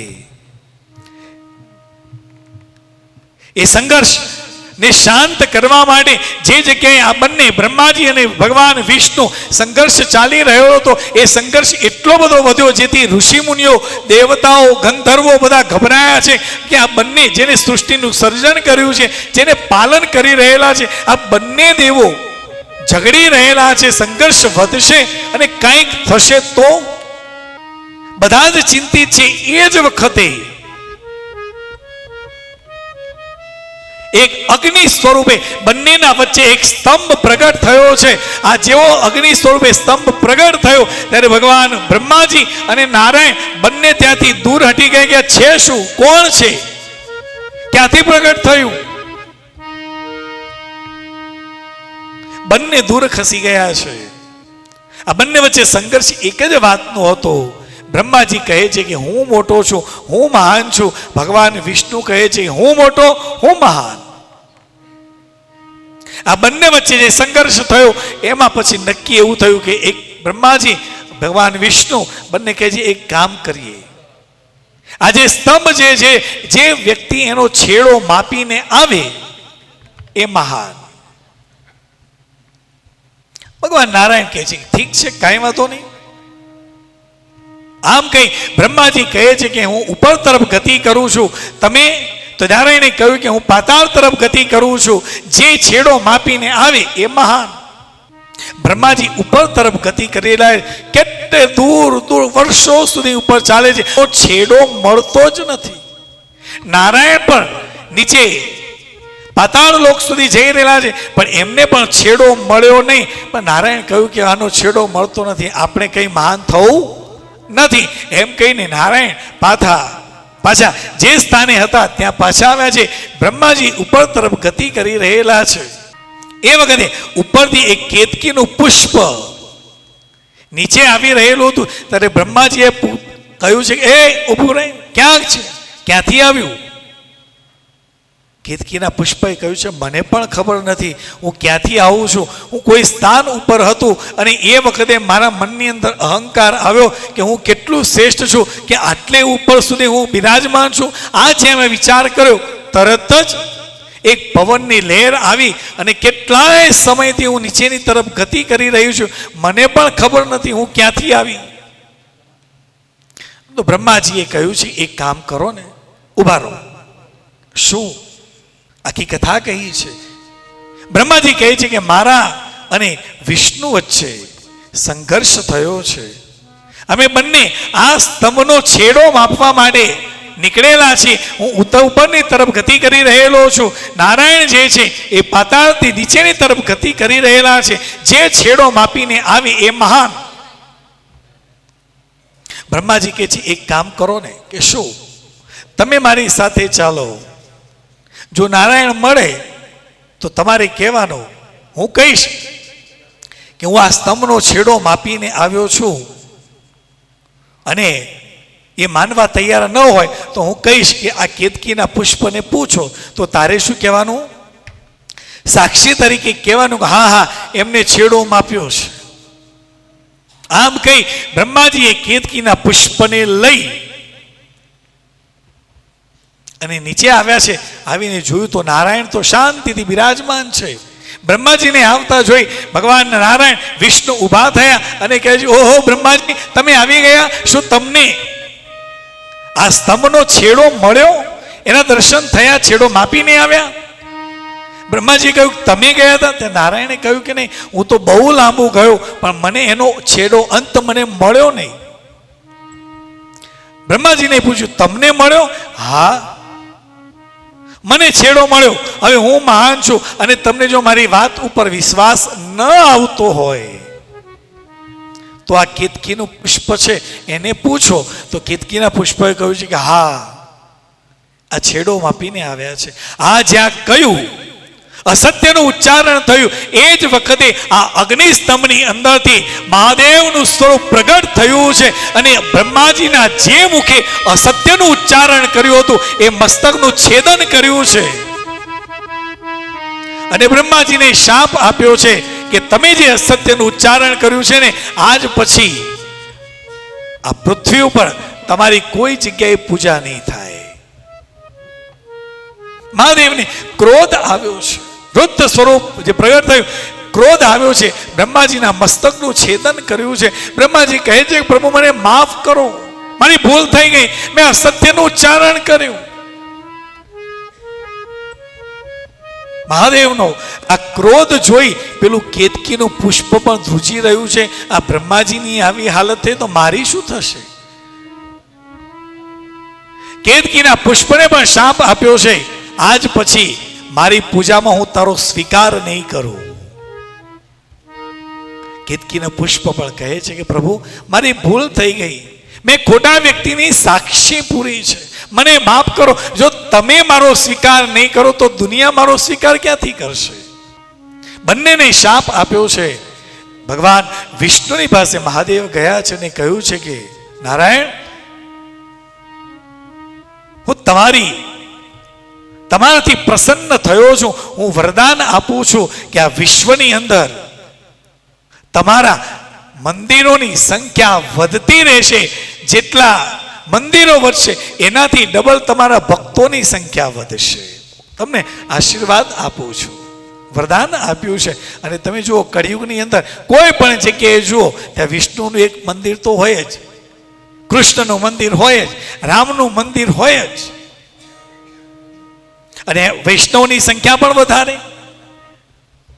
તમે શ્રીનાથજીમાં જાઓ, આખો શ્રીનાથજી તમે જુઓ ડુંગળી લસણ મળે જ નહીં, વૈષ્ણવો જ છે. કારણ અમારો આરાધ્ય નારાયણ છે, કૃષ્ણ છે. રાજસ્થાનમાં આવો તો બેઠેલા છે કોણ? સામળીયો શેઠ બેઠો છે. હિંમતનગરથી બોર્ડર ઉપર જાઓ તો સામળીયો શેઠ બેઠો છે. અને હમણાં એક પાછા શ્રી કૃષ્ણનું ખૂબ સુંદર એવું સ્વરૂપ અત્યારે લોકો ખૂબ જાય છે. ના, સાવરિયા શેઠ, આહા, ત્યાં જઈ અને બસ ભગવાનને ભાગીદાર બનાવવાનો આપણું કામ થઈ જાય. લોકો એના માટે જાય, ભગવાન આ વર્ષે જે કંઈ પણ કમાઈશ ને તું મારો ભાગીદાર, અડધો ભાગ તારો. અને તમે જે કાર્ય, આની અંદર શું હશે? શું ઇઝ ઇટ પોસિબલ? આવું હોય નહીં. આની અંદર રહેલો તમારો ભાવ છે ને એ શ્રેષ્ઠ છે. પ્રભુ હવે હું જે કંઈ પણ કમાઈશ ને એમાં તું મારો ભાગીદાર.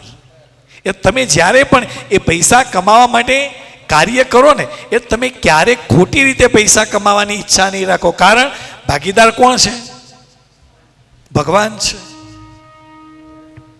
જો ભગવાન ભાગીદાર હોય તો પછી મારે એને આપવું પડે. એક તમારો ભાવ છે ભગવાનને, અરે તો સાક્ષાત લક્ષ્મીજીને લઈને બેઠો છે, એને ક્યાં ભાગીદાર બનવાની જરૂર છે? પણ આપણો એવો ભાવ છે કે હું જે કંઈ પણ કમાઉં ને એમાં પ્રભુ તારો 5મો ભાગ કે 1લો ભાગ કે 10મો ભાગ. અને એ તો આપણા શાસ્ત્રકારોએ કહેલું છે કે તમે જે કંઈ પણ સંપત્તિ કમાઓ ને એમાં 10મો ભાગ હરિનો રાખો. એ જ છે સાહેબ. અત્યારે સાવરિયા શેઠ તરફ વળેલા છે. કહું છું ક્યાં ક્યાં નવા નવા મંદિરો મહાદેવ પ્રભુના બને છે. કારણ મહાદેવનું વરદાન છે, તમારા ભક્તોની સંખ્યા વધતી રહેશે. ભગવાન વિષ્ણુ પ્રસન્ન થયા છે. અને વિષ્ણુના સહસ્ત્ર નામ છે. કહે છે કે જેને સુખી સંપન્ન થવું હોય ને, બીજું કંઈ કરો કે ન કરો, ઘરની અંદર દરેકે વિષ્ણુ સહસ્ત્રનો પાઠ કરો. સાહેબ આવનારા સમયમાં જો આજથી લઈ તમે વિષ્ણુ સહસ્ત્રનો પાઠ કરતા થશો ને 6 મહિનાની અંદર તમારો ગ્રાફ કંઈક જુદો હશે. કે દરરોજ એને આપણે યાદ કરીએ છીએ. ભગવાન નારાયણને વરદાન આપ્યું છે તમારા મંદિરોની સંખ્યા વધતી રહેશે.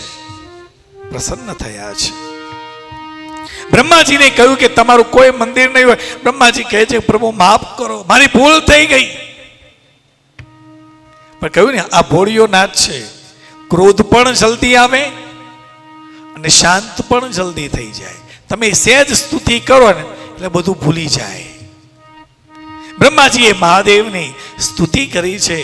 મહાદેવનો ક્રોધ શાંત થયો અને કહ્યું છે કે તમારે ક્યાંય મંદિર નહીં, પણ બસ તમે આટલી મારી સ્તુતિ કરીને તમારું એક જ મંદિર હશે.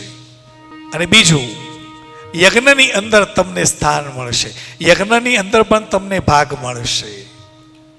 બે જગ્યાએ તમારી પૂજા થશે. એક જ મંદિર આખા ભારતની અંદર છે અને એ છે ક્યાં? પુષ્કરમાં.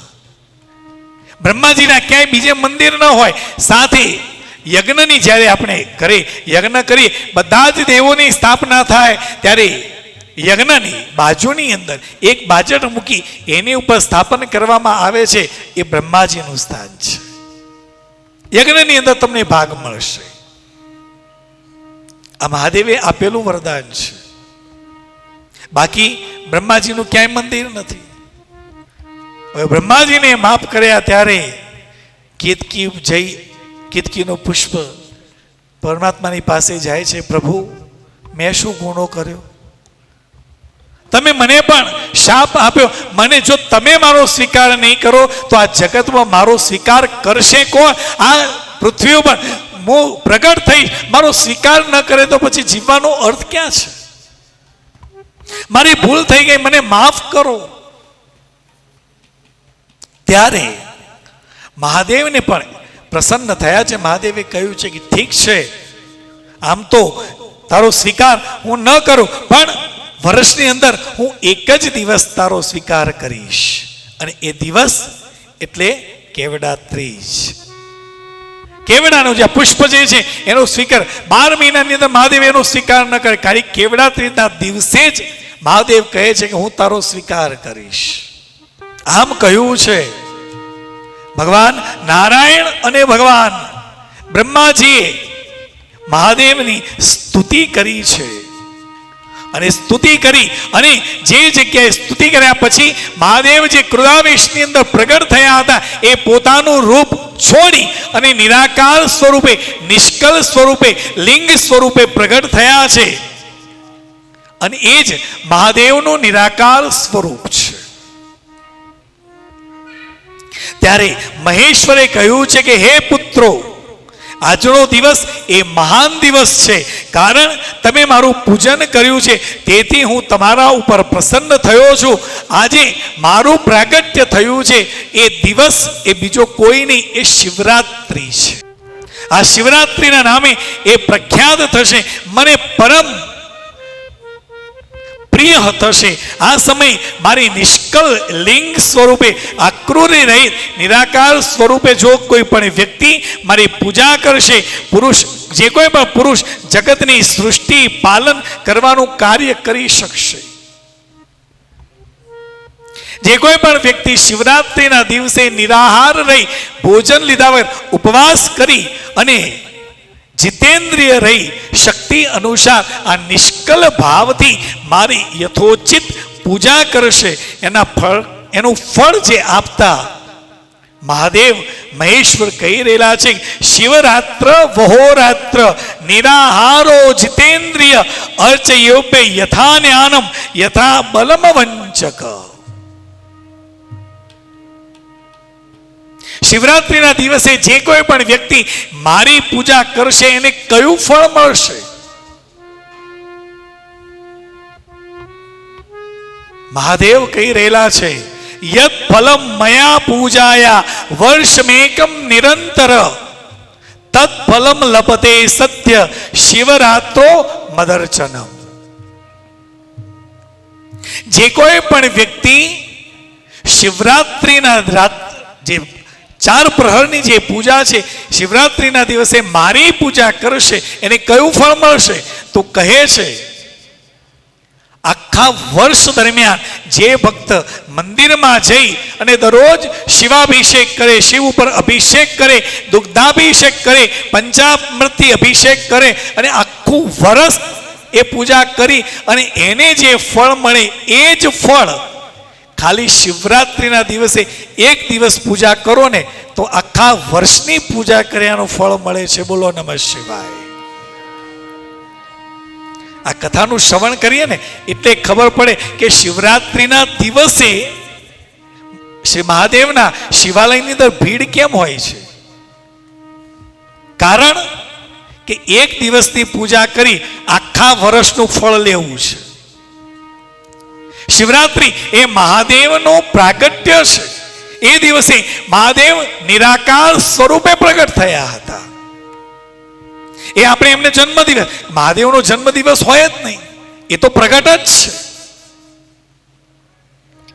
પણ શિવરાત્રિના દિવસે નિરાકાર સ્વરૂપે પ્રગટ થયા છે અને કહ્યું છે માક્ષર માસ આદ્રા નક્ષત્રથી યુક્ત પૂર્ણિમા તથા પ્રતિપદા હતી.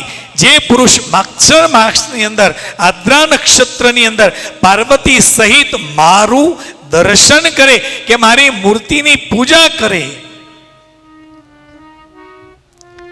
એ મને કાર્તિકેયથી પણ વધુ પ્રિય થશે. એ દિવસે મારો જે કોઈ પણ વ્યક્તિ, કોઈ પણ ભક્ત એ દિવસે ખાલી મારું દર્શન કરશે ને, એને બધી જ એની જે કોઈ પણ ઈચ્છા હશે એ ઈચ્છા પૂર્ણ થશે. લિંગ સ્વરૂપે અગ્નિના પર્વત જેવું આ શિવલિંગ અહીંયા પ્રગટ થયું. એ સ્થાન એ બીજું કોઈ નહીં, એ અરુણાચલ પ્રદેશ છે. આજે પણ એ શિવલિંગ છે. પુરાતત્વના જે જાણકારો હતા એમની એ સ્થાનને ખોદવામાં આવ્યું ત્યારે નિરાકાર સ્વરૂપ એ શિવલિંગ આજે પણ છે,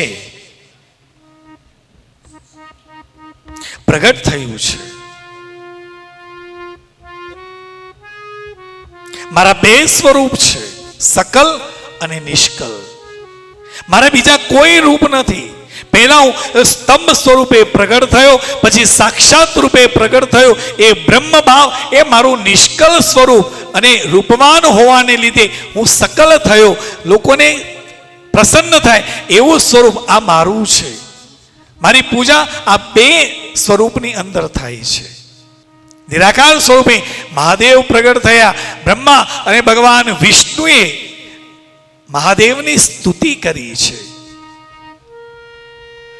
આપણે પણ આ કથાનું શ્રવણ કર્યું તો આ કથાની અંદર જે યજમાન પરિવાર છે એ યજમાન પરિવાર આપણે ત્રણ સ્વરૂપો જે છે એ આપણે અહીંયા પધરાવીને ખૂબ સુંદર રીતે તૈયાર કરીને આપણે અહીંયા લાવ્યા છે.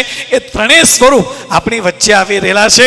અહીંયા આવે ત્યારે આપણે પણ પોતાના સ્થાન ઉપર બેસી એ સ્વરૂપના આપણે દર્શન કરવાના છે.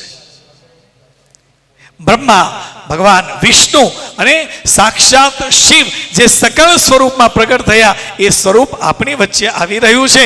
આપણે પોતાને સ્થાન ઉપર બેસીને જ એ સ્વરૂપના દર્શન કરીએ. એ શંભુ શરણે પડી માગો, ઘડી રે ઘડી કષ્ટ કાપો, દયા કરી શિવ દર્શન આપો. બધાએ ગાવાનું છે. ભૂષરની પડી માગો ઘડી, દરેકનો અવાજ આવવો જોઈએ. કષ્ટ કાપો, દયા કરી દર્શન શિવ આપો. તમે ભક્તોના દુઃખ હરનારા, શુભ સૌનું સદા કરનારા, તારી અકળકળા, તારી અકળકળા કષ્ટ કાપો, દયા કરી દર્શન આપો. નેતી નેતી જાવે દો કહે છે, મારું ચિતડું ત્યજાવા ચહે છે. એ સારા જગમાં જેટલું વસું તારા શક્તિ આપો. એ દયા કરી દર્શન શિવ આપો એ શંભો ચરણે પડી માંગુ ઘડીએ ઘડી કષ્ટ કાપો દયા કરી દર્શન શિવ આપો એકલ પંથી પ્રવાસી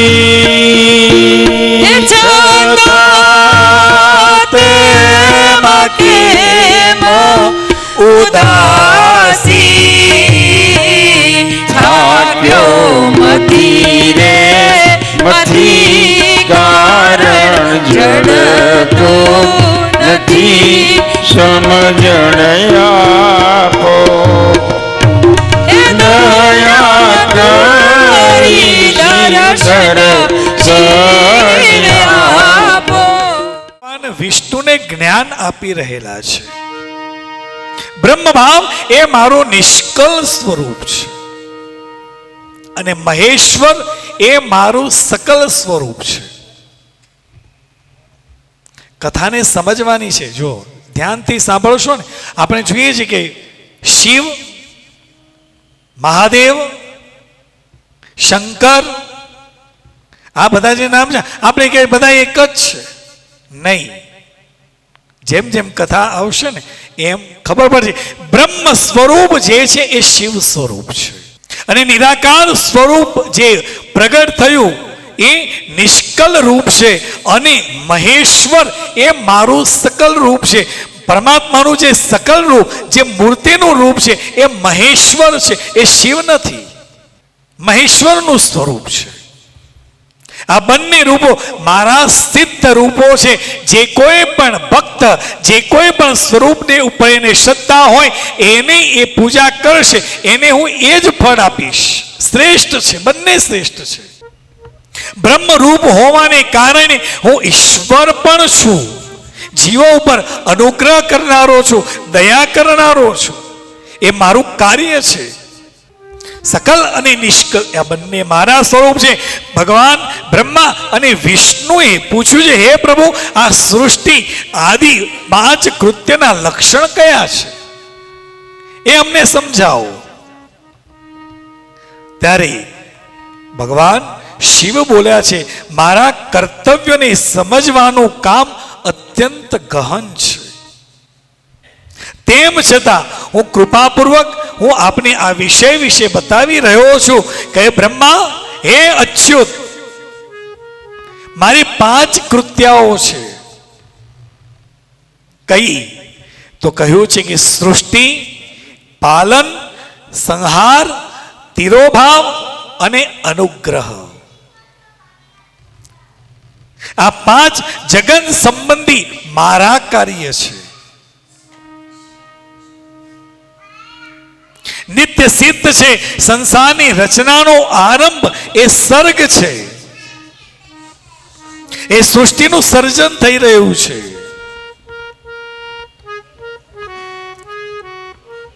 એના પછી સ્થિતિ એટલે પાલન.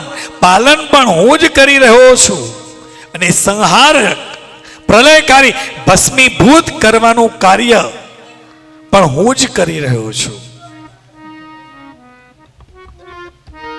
અને એ ભસ્મીભૂત કર્યા પછી એ ભસ્મને પોતાના શરીર ઉપર શૃંગારની રીતે એને ધારણ કર્યું છે.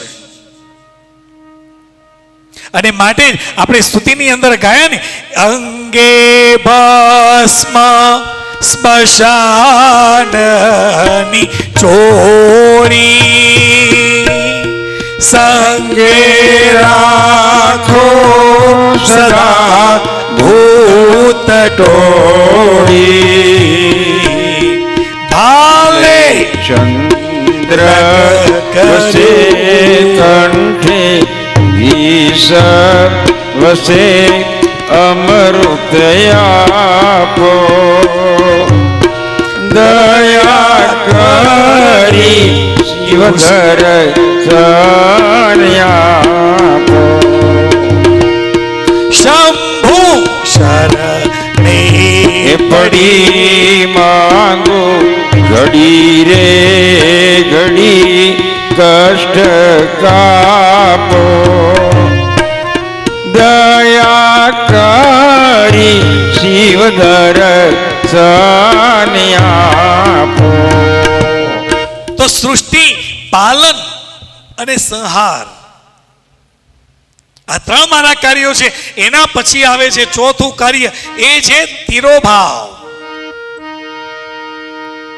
અને પાંચમું છે અનુગ્રહ. અનુગ્રહ મુક્તિ કોણ આપે? એ મુક્તિ આપનાર એ સાક્ષાત બ્રહ્મ, એ શિવ છે, જે મોક્ષનો દાતા છે. અને મુક્તિની જન્મભૂમિ જો કોઈ હોય તો એ કાશી છે સાહેબ.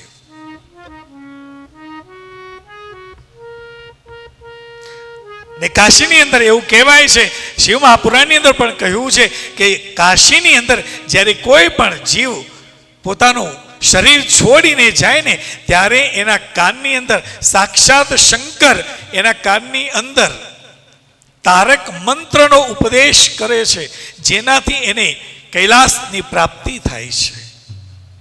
એ અનુગ્રહ છે.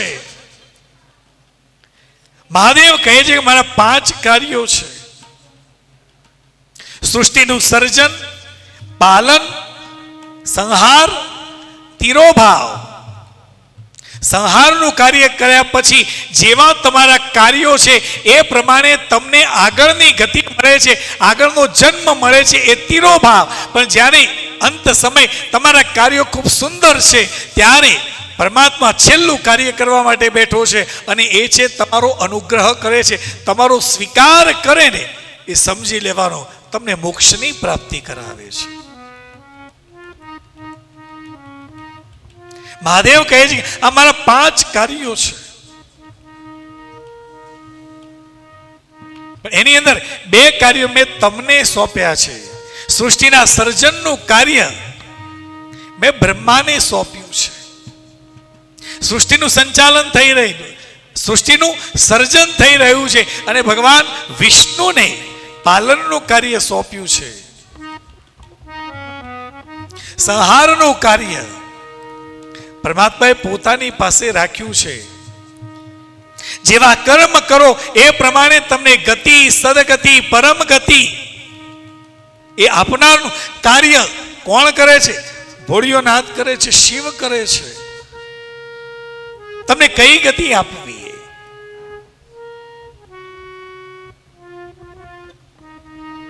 એના પછી મહાદેવે ઓમકારના પ્રાગટ્યની કથા કહી છે. મહાદેવ કહી રહ્યા કે મારા ઉત્તરવર્તી મહાદેવના કહ્યું ને પંચમુખ છે, યાદ રાખજો. એકાનન ચતુરાનન પંચાનન સાચે. 4 દિશામાં અને ઉત્તરવર્તી ઉપર એક મુખ છે જેને મહાદેવને પંચમુખી કહેલા છે. ઉત્તરવાળા મુખમાંથી અકાર પ્રગટ થયો છે, પશ્ચિમવાળા મુખમાંથી ઉકાર પ્રગટ થયો, દક્ષિણવાળા મુખમાંથી મકાર પ્રગટ થયો, પૂર્વવાળા મુખમાંથી બિંદુ જે અર્ધ માત્રા છે એ પ્રગટ થઈ છે, અને મધ્ય વાળા મુખમાંથી નાદ પ્રગટ થયો છે.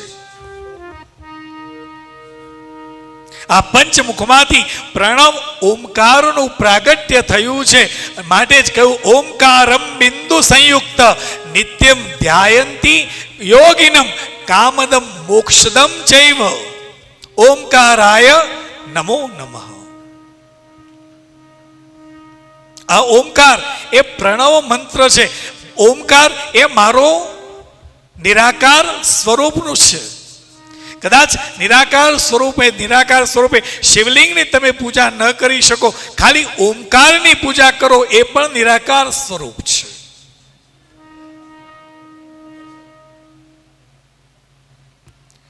અ ઉ અને મ સાથે અર્ધચંદ્ર બિંદુ અને નાદ, આ પંચ જ્યારે ભેગું થયું એમાંથી એક નાદ પ્રગટ થયો, એક મંત્ર પ્રગટ થયો. એ બીજું કોઈ નહીં, એ જ ઓમકાર છે. હવે વિજ્ઞાન પણ પુરવાર કરી રહેલું છે કે જ્યારે બ્રહ્માંડની અંદર બીજે ક્યાંય કશો જ અવાજ નથી, શૂન્યાવકાશ છે. એ શૂન્યાવકાશની અંદર પણ એક અવાજ આવી રહ્યો છે અને એ અવાજ બીજું કોઈ નહીં, એ ઓમકાર છે.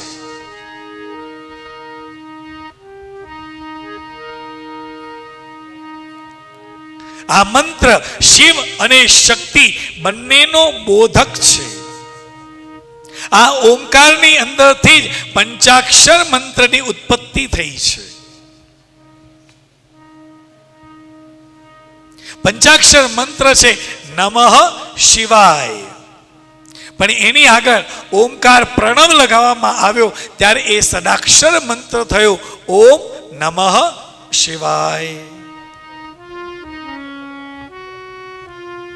આ પંચાક્ષર મંત્રથી માતૃકા વર્ણ પ્રગટ થયા. આ 5 ભેદવાળા છે, એમાંથી શિરો મંત્ર સહિત ત્રિપદા ગાયત્રીની ઉત્પત્તિ થઈ છે. ઓમ નમઃ શિવાય મંત્રની અંદરથી ત્રિપદા ગાયત્રીનું પ્રાગટ્ય થયું છે. આ ગાયત્રીથી સંપૂર્ણ વેદો ઉત્પન્ન થયા છે અને એ વેદોની અંદર કરોડો મંત્રો છે.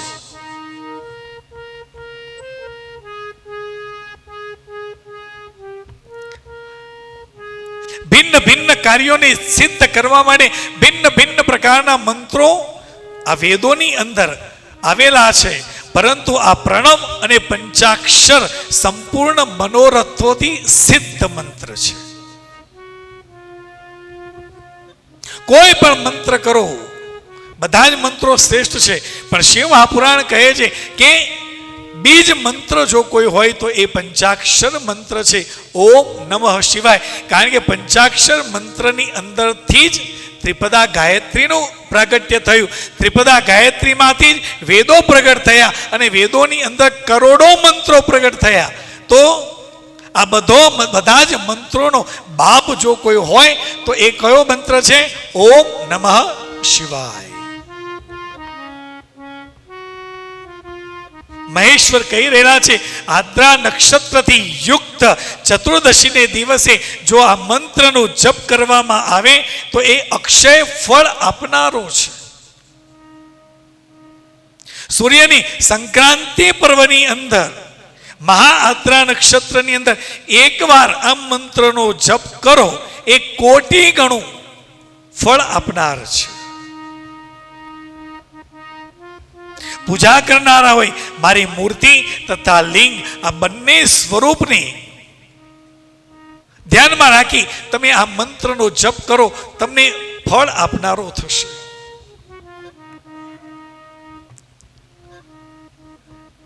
ઓમકાર જે મંત્ર છે એનું વર્ણન કરતા કહ્યું છે કે જે કોઈ પણ વ્યક્તિની અંદર ઈગો હોય, એટીટ્યુડ હોય, અહંકાર વધારે હોય તો એ અહંકાર ઓછો કરવો હોય ને તો કહ્યું છે કે એ વ્યક્તિએ ઓમકારનો જપ કરવો. અહંકાર ઓછો થશે, એટીટ્યુડ ઓછો થશે.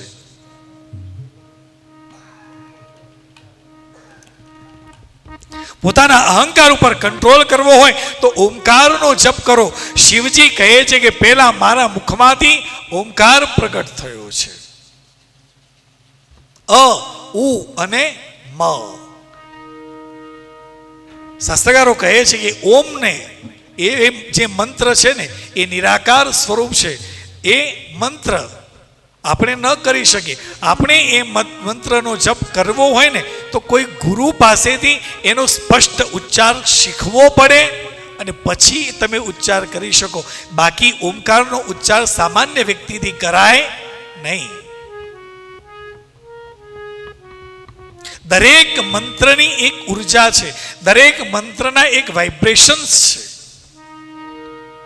જે કોઈ પણ મંત્ર તમે કરો ને એ મંત્રની ઉપાસના કરવા માટે તમારે પહેલા એના જેવું એના યોગ્ય થવું પડે. અત્યારે જોઈએ મોટાભાગે ગાયત્રી મંત્ર બધા કરે છે. ગાયત્રી મંત્રનો અધિકાર બ્રાહ્મણ સિવાય કોઈને નથી.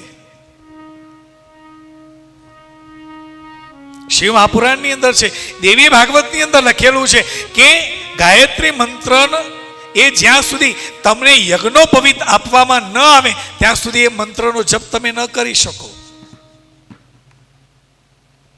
જો તમારે એનું સાચું ફળ જોઈતું હોય તો જે નિયમો કહેલા છે એ નિયમ પ્રમાણે તમે વર્તન કરો અને પછી તમે મંત્ર કરો તો સાચું.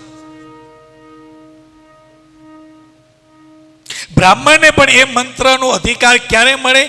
જન્મથી નથી મળતો. એને જ્યારે યજ્ઞોપવિત ધારણ કરાવવામાં આવે ને એના પછી એ દ્વિજ બને અને પછી એને ગાયત્રી મંત્રની ઉપાસના આપવામાં આવે છે. ત્રિકાળ સંધ્યા એને કરવાની છે.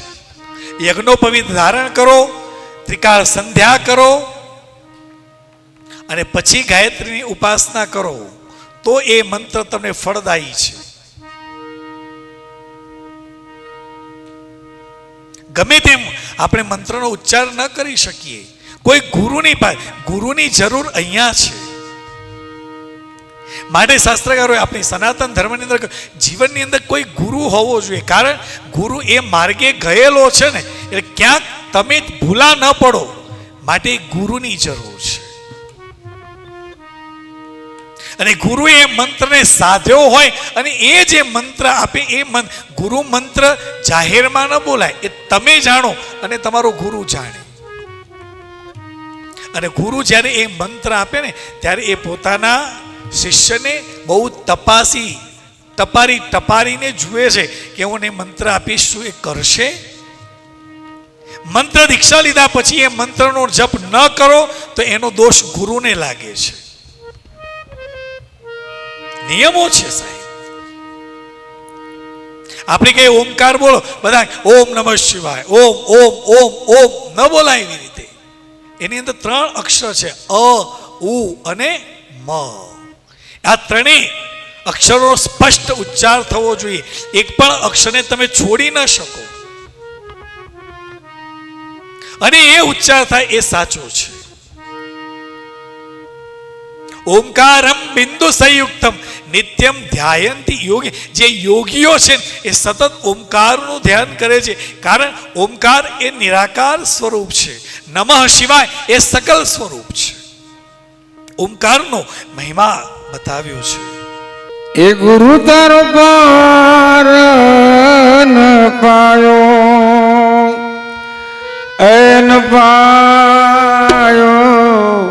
એન પાયો પૃથ્વીના માલિક એવા તમે રે. તારો તો એ અમે ધરીએ, પૃથ્વીના માલિક એવા તમે રે. તારો તો એ અમે ધરીએ.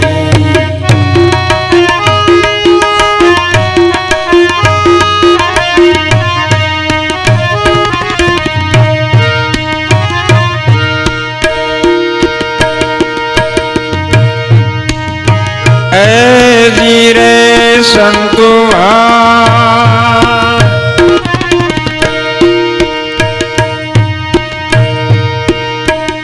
એવા મૂળ રે વિના હરિએ પૃથ્વી ખેરાઈ. ઓ વીરે સંતુઆ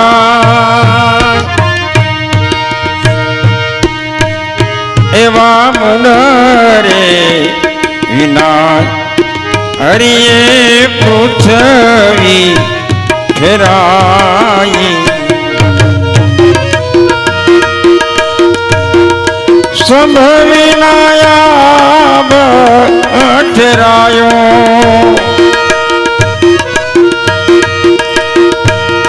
સંભવિનાયા ઠેરાયો. એ મેવારી જાવું મેવારી, પૃથ્વીના માલિક એવા તમે રે. તારો તો એ અમે ધરીએ, પૃથ્વીના માલિક એવા તમે રે. તારો તો અમે ધરીએ. તો ઓમકાર જે મંત્ર છે, કોઈ પણ મંત્રનો જપ કરવો હોય ને તો ગુરુ પાસેથી દીક્ષા લઈ અને પછી મંત્રનો જપ કરો. ઓમકારને એકલો ઉચ્ચાર આપણે ન કરી શકીએ, એટલે શાસ્ત્રકારોએ આપણા જે મંત્રો છે ને એની આગળ પ્રણવ ઓમ લગાવ્યો છે, જેથી એની અસર એ મંત્રને મળે છે. માટે જો ઓમ નમઃ શિવાય, ઓમ નમો ભગવતે વાસુદેવાય, ઓમ ઐમ રીમ ક્લીમ ચામુંડાય વિચ્છે. જૈનોના મંત્ર જે છે ઓમ નમો હરિહંતાણામ, ઓમ નમો હરિ આયર્યાણામ, એ જે નવાયણ મંત્ર છે એની આગળ પણ ઓમકાર છે. એકલા ઓમનો અધિકાર નથી. એના માટે કોઈ જ્ઞાની, કોઈ વિદ્વાન મહાપુરુષની પાસેથી એનો ઉચ્ચાર શીખી અને તમે કરી શકો છો. અ, ઉ અને મ આ ત્રણ જે અક્ષરો છે એનાથી કઈ વસ્તુની પ્રાપ્તિ થાય એની કથા આપણે આવતીકાલે સવારના સેશનની અંદર આપણે લઈશું. પછી આગળની કથાની અંદર પ્રવેશ કરીશું. અત્યારે આપણે કથાને વિરામ આપીએ. બોલીએ કાશી વિશ્વનાથ મહાદેવ કી જય, પશુપતિનાથ મહાદેવ કી જય, અન્નપૂર્ણા માત કી જય, ઉમિયા માત કી જય, સદગુરુ દેવ કી જય. નમઃ પાર્વતી પતે હર હર મહાદેવ.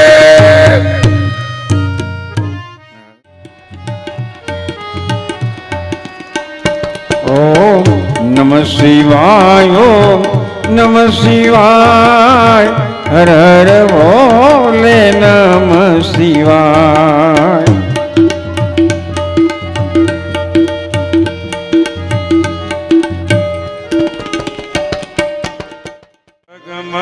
જગમગ થાય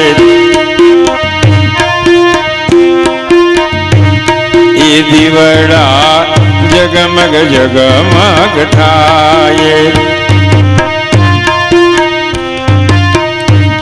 એ આરતી ભોળાનાથની થાય, એ આરતી ભોળાનાથની થાય.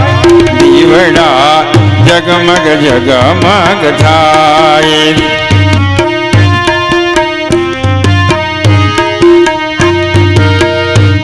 એ આરતી વિષ્ણુ ભગવાનની થાય, એ આરતી વિષ્ણુ ભગવાનની થાય. દીવડા જગમગ જગમગ થાય, દીવડા જગમગ જગમગ થાય.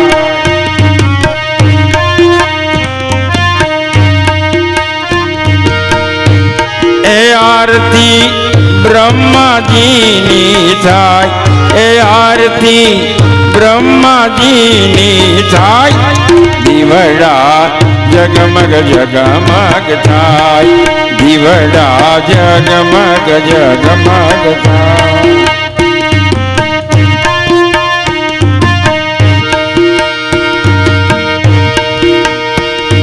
એ વાલા હું તો લાવ્યો છું આરતીના થાળ,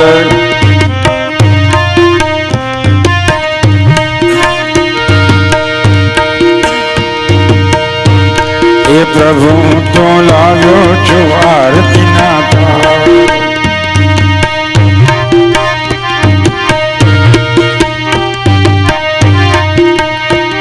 એ વાલા તમે સ્વીકારો તો આનંદ થાય, વાલા તમે સ્વીકારો તો આનંદ થાય. એ દીવડા જગમગ જગમગ થાય, એ દીવડા જગમગ જગમગ થાય. એ જોઈ દેવો ખૂબ હરખાય, એ જોઈ દેવો ખૂબ હરખાય. દીવડા જગમગ જગમગ થાય, એ દીવડા જગમગ જગમગ થાય. એ વાલા હું તો લાવ્યો છું ફૂલ કેરા હાર, એ વાલા હું તો લાવ્યો છું ફૂલ કેરા હાર. એ વાલા હું તો લાવ્યો છું ફૂલ કેરા હાર. એ વાલા હું તો લાવ્યો લાવ્યો છું ફૂલ કેરા. એ પ્રભુ તમે સ્વીકારો તો આનંદ થાય, એ વાલા તમે સ્વીકારો તો આનંદ થાય. એ દીવડા જગમગ જગમગ થાય.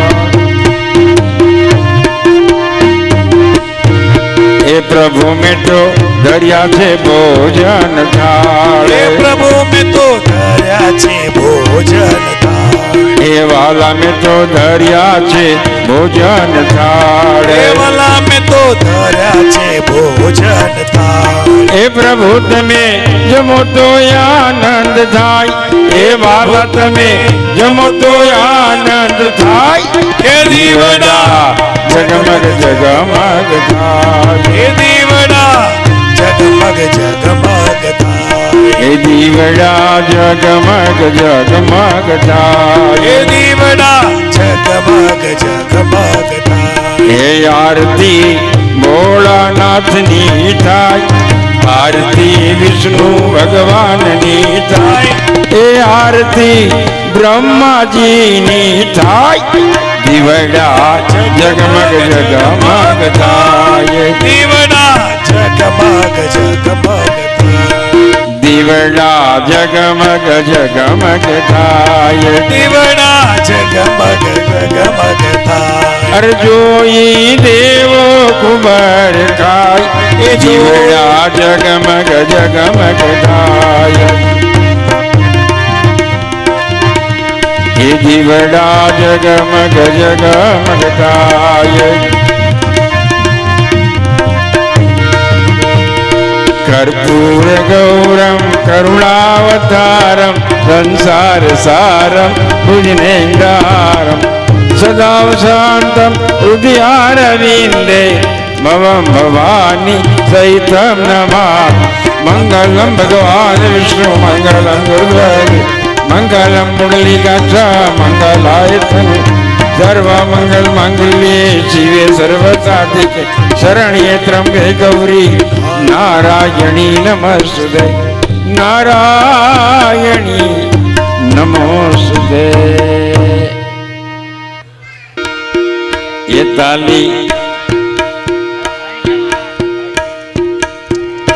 તાલી પાડીને રામ નામ બોલજો રે.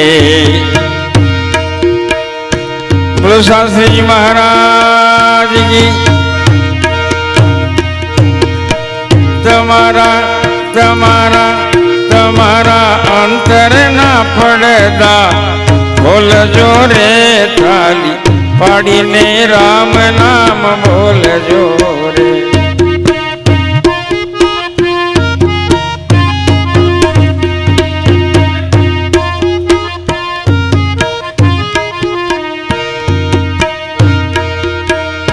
તાલી પાડી મીરા બાએ રામની રે.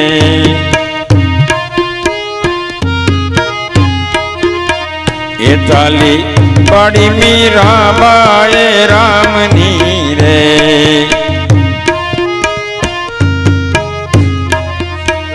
એ તો ગાંડી બાની હરિના નામની રે. એ તો ગાંડી બાની હરિના નામની રે. તાલી પાડીને રામ નામ બોલજો રે.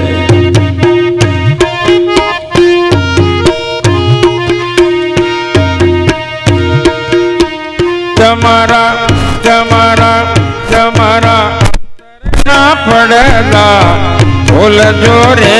થાલી પાડીને રામ નામ બોલજો રે.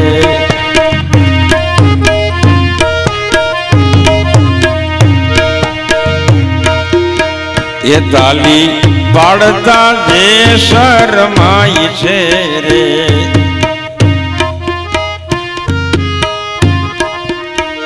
એ તાલી પાડતા જે શરમાય છે રે.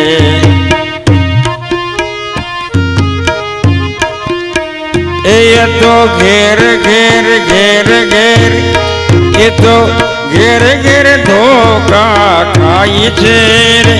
એ તો ઘેર ઘેર ધોકા ખાય છે રે. તાલી પાડીને રામ નામ બોલજો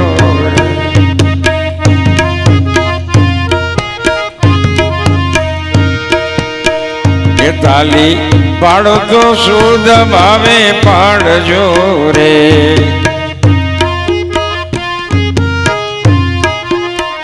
એ તાલી પાડો તો શુદ્ધ ભાવે પાડજો રે